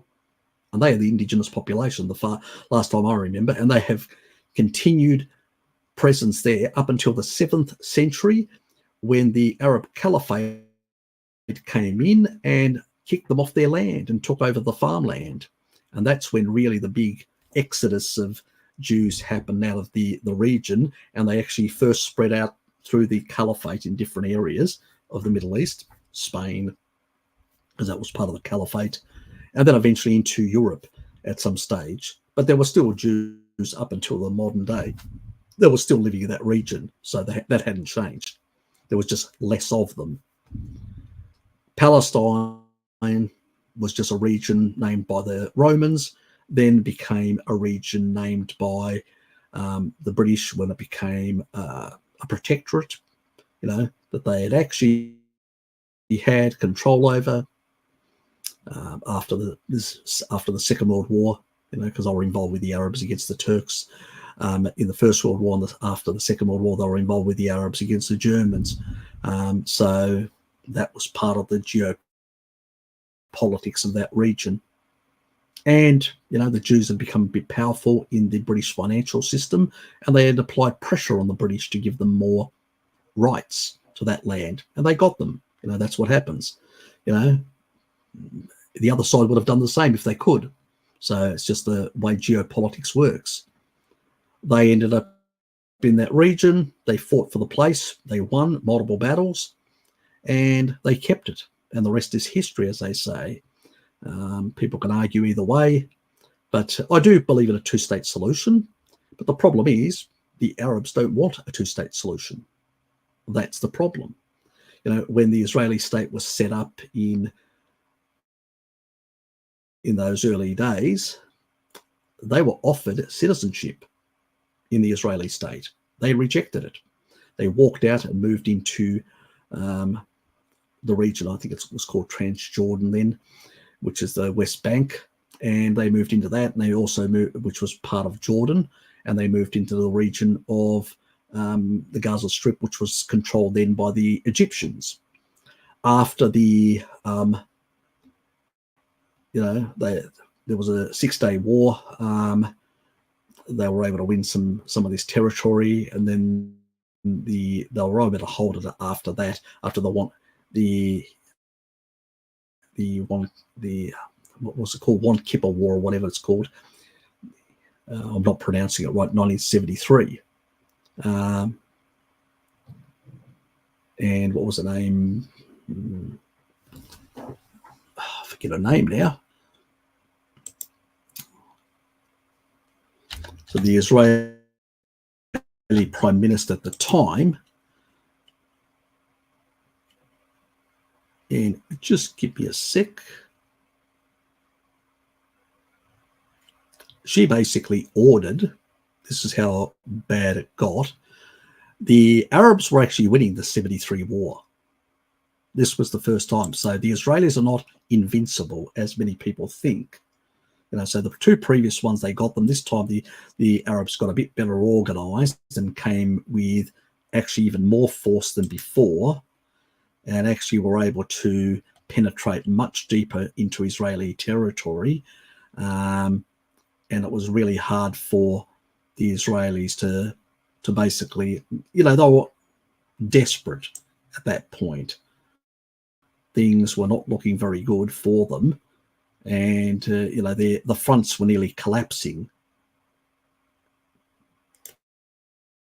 So it was getting quite dangerous for them.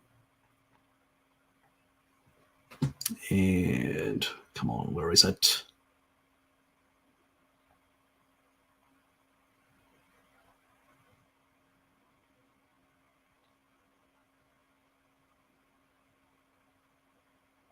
Give me a sec. Sorry about this. I'm just got a mind block at the moment. I just can't think of a bloody name.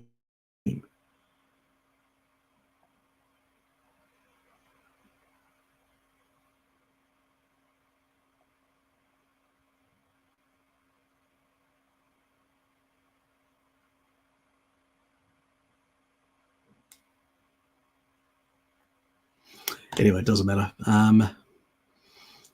And what she did was she actually sent a telegraph to her military leaders and told them to arm the nuclear weapons. That's a Samson sort of response. So they were basically arming the nuclear weapons to hit every single Arab state, at that point. Golden Maia, that's bloodied. And so Golden Maia, she basically told them, the CIA found out about what she was doing, and they contacted the Arabs and told them, you're going to be nuked. And they stopped. That's how the Israelis won the 1973 war. Got it? Then after that, we had the Camp David Accords and stuff like that, and pretty much, because most people aren't unaware of this stuff. And after that, so those Arab countries nearly got nuked. The Israelis were prepared to get. That's what's made them fear. That's why the Iranians have tried to develop a nuclear weapons. The Saudis tried through and actually got some missile technology, and have got these conventional ballistic missiles that they could arm at a future date. It was because they were petrified after knowing what happened in Hiroshima and Nagasaki. So that's really what happened at that moment. It was really, a situation that, and it's a reason why Erdogan wants nuclear weapons as well, so he can actually confront Israel. But these are the geopolitics, and he's a dangerous character as well, because the Turks have never apologized for the genocide of the Greeks, the Armenians, and the Assyrians. So they've got a lot of blood on their hands, and they just ethnically cleansed the northern part of Syria from Kurds. They assisted the Azeris to kick out of the Armenians out of Nagorno-Karabakh, lands that they've been there for 2,200 years. It was just handed to them by the Soviets back in the, like Stalin had just carved up people's lands and handing them over to his friends. That's what was happening. That's why the whole place was a powder cake right after the collapse of the Soviet Union, because people found themselves on the wrong side of the border. It's the same thing in Ukraine and all that. Khrushchev basically handed over parts of why these are the consequences of Russian, Soviet Empire, and their nonsense that they did. And these are the things that have happened that create these geopolitical situations and conflicts and all that. But he's got the audacity there to criticize Israelis when they've been involved in all this other ethnically cleansing of hundreds of thousands of people. Really, Mr. Erdogan? You're one of the biggest criminals in the region. You want to talk? At least the Israelis warn them and tell people to get out. No other army in the world does that, not even the American. You know, so I have seen more brutal people, and they are dealing with existential threats, which nobody else is. And one thing I'll tell you about the region, because most of you Western Europeans and Northern Europeans that live in your little ivory towers of luxury and away from the front line, because you're only bordering Luxembourg or bordering some other state that doesn't really want to conquer you or start wars. We're on the front line, guys. We defend Europe. You guys have just got enough armies to go on safari. That's about it. You can't defend anyone, not even yourselves, if these people invaded. We're on the front line, Greece, Cyprus, and Israel. Defending the West, defending you. Remember that. So you can throw your sly remarks and all that, your condescending remarks, but we are defending your bacon. Otherwise, you'd be overrun. And remember, each time the Middle East has been, everybody wants peace in the Middle East. Really? You really want peace in the Middle East, do you? You woke idiots. Really? Like every single time the Middle East is united. Persian Empire, remember? Invasion of Greece. We kicked them out and sorted them out. Next one, Arab Caliphate. You know, they talk about the Crusades. Remember, the fourth one destroyed the Byzantium Empire, our empire, and made us weak to be overrun by the Turks. But that's because Westerners basically didn't understand the importance of the Byzantium, of the Greeks there defending Europe. But anyway, that's another side issue. 3 Crusades. Oh, how awful for the Arabs. In one period, they'd actually attacked Constantinople 50 times and many other parts of the Mediterranean multiple times. Who attacked who most? And who actually took well over, you know, some people say over 1 million. Some people say multiple millions of white slaves from Europe by the Caliphate. Really? So I think people don't realize their history. And then we had the Ottomans, and they attacked all the way out to Vienna. Whenever these people are united, they turn against their traditional target, and it's Europe, the West. Wake up to yourselves. Even the Saudi royal family have warned us. We don't, you know, because Greece has got a very close relationship with the Saudis. They've got a military agreement, and they also have a military agreement with the United Arab Emirates. And the Emiratis have said, these people are criminals, the Brotherhood. Why are you Westerners basically looking after and protecting the Brotherhood? I'd hand them back to the Saudis and the Emiratis, the United Arab Emirates. They'll sort them out. You know, if we don't want blood on our hands, give them back to them. They can sort them out. They don't like them because they want to overthrow all these nations, these Arab nations, and create a caliphate. That's why the globalists love them. What do you think the globalists love these Muslim Brotherhood people? Who do you think financed the Muslim Brotherhood? The Obama administration through Turkey. You know, the Arab Spring, that was the Brotherhood. You know, Qatar, Qatari money. You know, why do you think they don't want, the Qatar wants to sell and doesn't want the Greeks getting their gas out and uses the Turks to pressure the Greeks with a threat of war? Because it means that the Europeans are dependent on Qatari, on the Azeris and others, the revisionist nations, to basically sell us oil and have us hold us by the balls. Got it? And the globalists are making deals with them. They don't give a shit about the Western people. And they like this radical Islam because they can weaponize it. They have in the past. Remember, the British intelligence were the ones that weaponized it against the Arab nationalist states. They created the Brotherhood. They financed it largely. So they've been weaponizing these groups for a long time, and then we're seeing the blowback. But the blowback, we're feeling it on the front line, not you guys. And rather than helping us, you're criticizing us, criticizing Israel, criticizing Greece. Oh, you're being too harsh towards these Turks, too harsh, like the Germans tell us. Go get a life. I said both the leadership in Germany. Would you like to swap? You get on the front line and we'll live in Germany and see what it's like. Give us a break. You know, that's what the real world is. Everybody talks about all this, funny-dovey stuff. But under the Islamic faith, these people know quite clearly. They say you can lie to your enemy. And then you can, when you become the majority, you can butcher them if they don't convert. My people have suffered a lot of persecution by these people and had many people killed and ethnically cleansed multiple times. So Westerners need to stop telling us in the region who are on the front line, to follow. We follow the code much better than them, and we've got less blood. We never had colonial, colonies or basically genocided whole populations. We don't have. We just defend ourselves, and if we use a bit extra force when it's necessary against these people, because these people only understand force, you can't negotiate with them.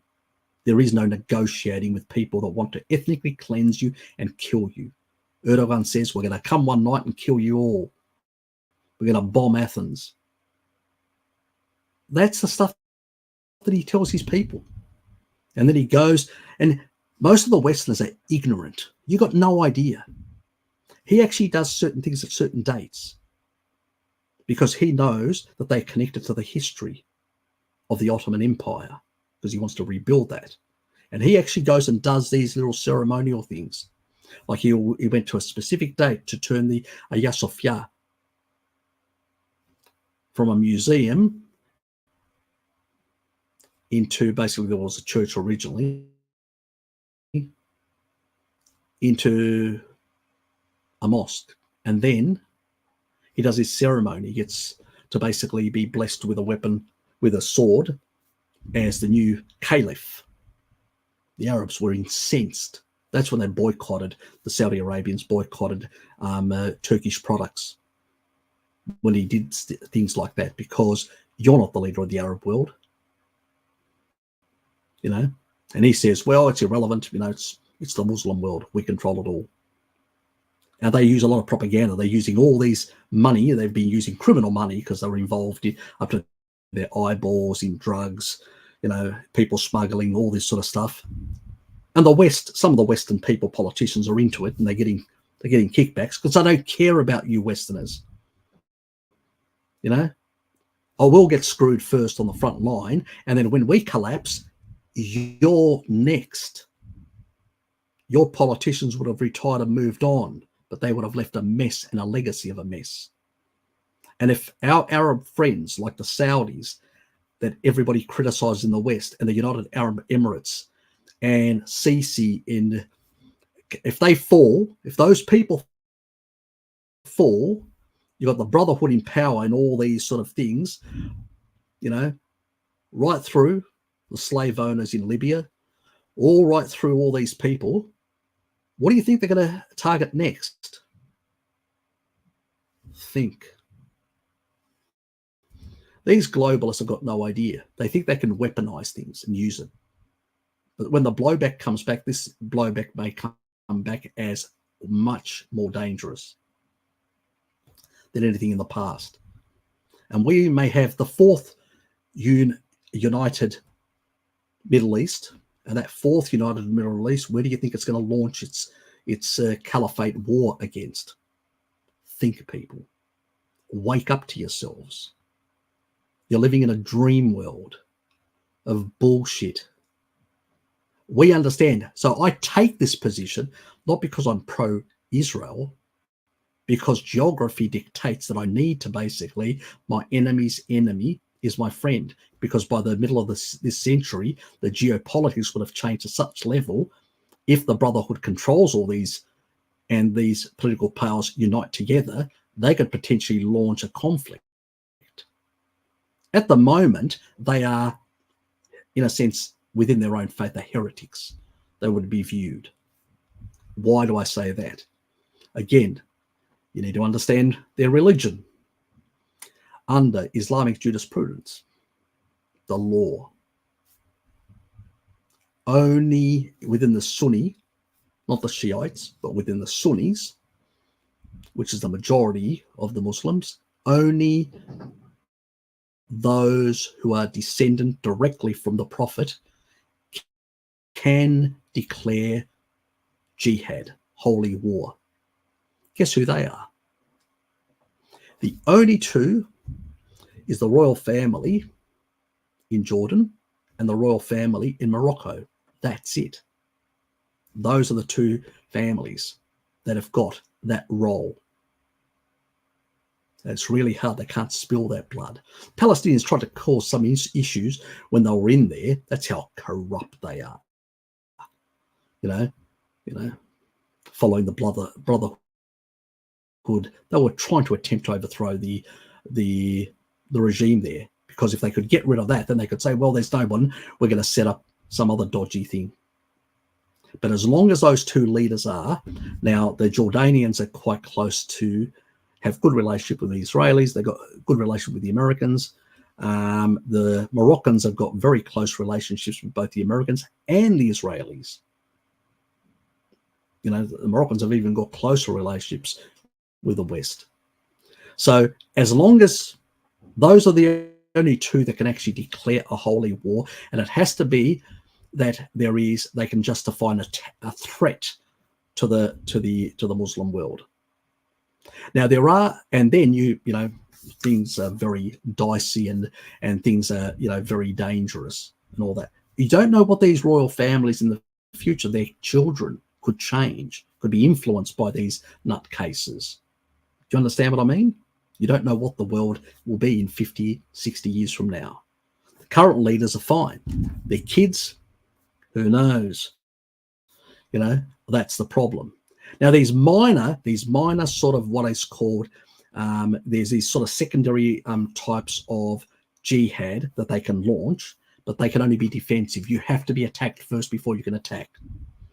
If that person who's directly descendant, who's got the right to have the sort of the authority of a caliph to declare holy war, if that person does not authorize something, you can only have what is called a minor jihad, and that is a defensive thing. You can't attack anyone who's civilian, you can't harm any civilian, and you can't take prisoners of civilians at all. So and once you've actually finished the conflict, you must settle with the other side, and they have to attack you first. I did not see the Jewish state attack Hamas. Since 2005, they've given them the land that they keep on attacking. They are heretics. They are violating Islamic law. And everyone that's half reasonable and knows these things knows that they have no authority under Islamic law to basically declare jihad. None. There's only two people that have that, and they are not going to, at least in the current circumstances. So these people, anybody telling you that they have a right, you tell them you're a Muslim heretic and Allah has condemned you to death, because the penalty for killing one person unjustly is the killing of the whole world, it says in the Quran, means that you're a heretic and you should be put to death as a heretic for violating Islamic law under their belief system. So basically, you know, the whole Gaza Strip are persona non grata. They have written their death sentence If it was basically against another Arab country, that Arab country had the right to basically wipe them off the face of the earth under Islamic law for violating and declaring illegal jihad. Learn their laws, learn their doctrines, their belief systems. That's how you fight them. That's why whenever I have people like that, I basically put them back in their boxes so fast they're spinning. They don't know what to say. You understand the difference? I don't put up with their bullshit. And so that is why people, because I cover these things deliberately. I explain these things. And I wish some of the leaders within the Islamic world would explain some of these things so their people could understand them. But they, don't say this for one simple reason. It's called geopolitics. Never show your hand. So if you don't show your hand, you're able to manipulate any situation depending on the opportunities it may furnish you. Got it? But people like us who understand this need to call them out and call their bullshit out and call their violations of Islamic law out. But we don't. And neither do any of our Western leaders because they're chicken shit, weak cowards. And they're setting us up for a slaughter in the long run if they keep on this appeasement of evil, because that's what it is. And even the Arabs understand that these people are evil because they're not good Muslims. They're evil people who are doing things who have got no authority under Islamic law to do. So why are we pandering to them, and why are these leftist idiots running around protesting with them? And the globalists love them and they're promoting them, Why? Because basically the caliphates, these sort of, the Brotherhood believe in the globalist agenda. They are into the globalist agenda. They don't like nations. They're opposed to nations. Got it? That's why they've got synergies with them. That's why they weaponize them. That's why they've used them.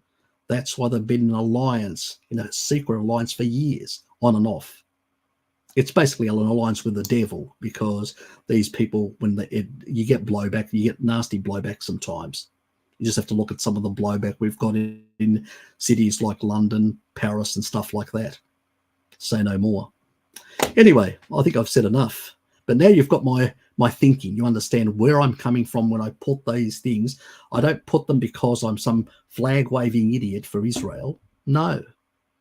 I understand the threat that's coming. And so I understand, my enemy's enemy's my friend. So Greece needs to ally themselves with these specific countries to basically be able to be a barrier, and also to unite with some of the Arab countries and bring them. This is why Hamas tried to break and destroy the coming relationship that was being, normalization between Saudi Arabia and Israel, because they don't want this. They want to reestablish a caliphate, destroy all these Arab regimes, and put themselves in power to start a holy war. That's their goal. When will the West wake up? And Erdogan just sees an opportunity to basically put Turkey at the front, at the front position. He's an opportunist. Always has been. He was a street kid. He knows how to hustle. Most of our academically minded diplomats have no idea about hustling, especially the Turkish way. They offer you gifts in one hand and they stab you in the back with the other. It's an old Arab saying, never turn your back on on a Turk. Anyway, I'll leave that at that. That's how the deep state in Turkey works. That's why they've always been called.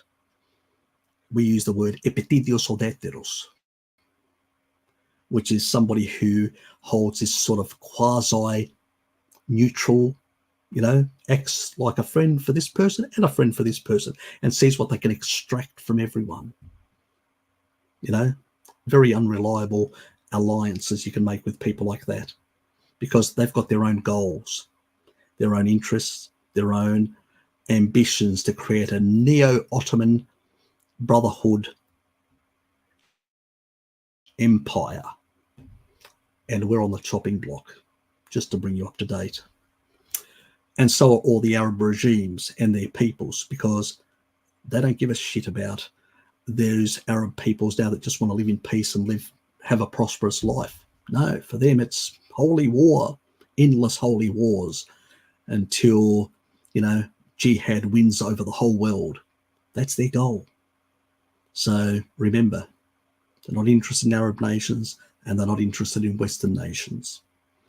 Then they're coming for you, one way or another. Which side of history will you truly be on? The ignorant side, or the one that understands what's coming and you get prepared? Anyway, that's pretty much it. I hope you enjoyed the remainder of the live stream and got some of my thinking, why I think in a certain way. You've probably never heard this stuff before because nobody's talking about it, because nobody's got any idea.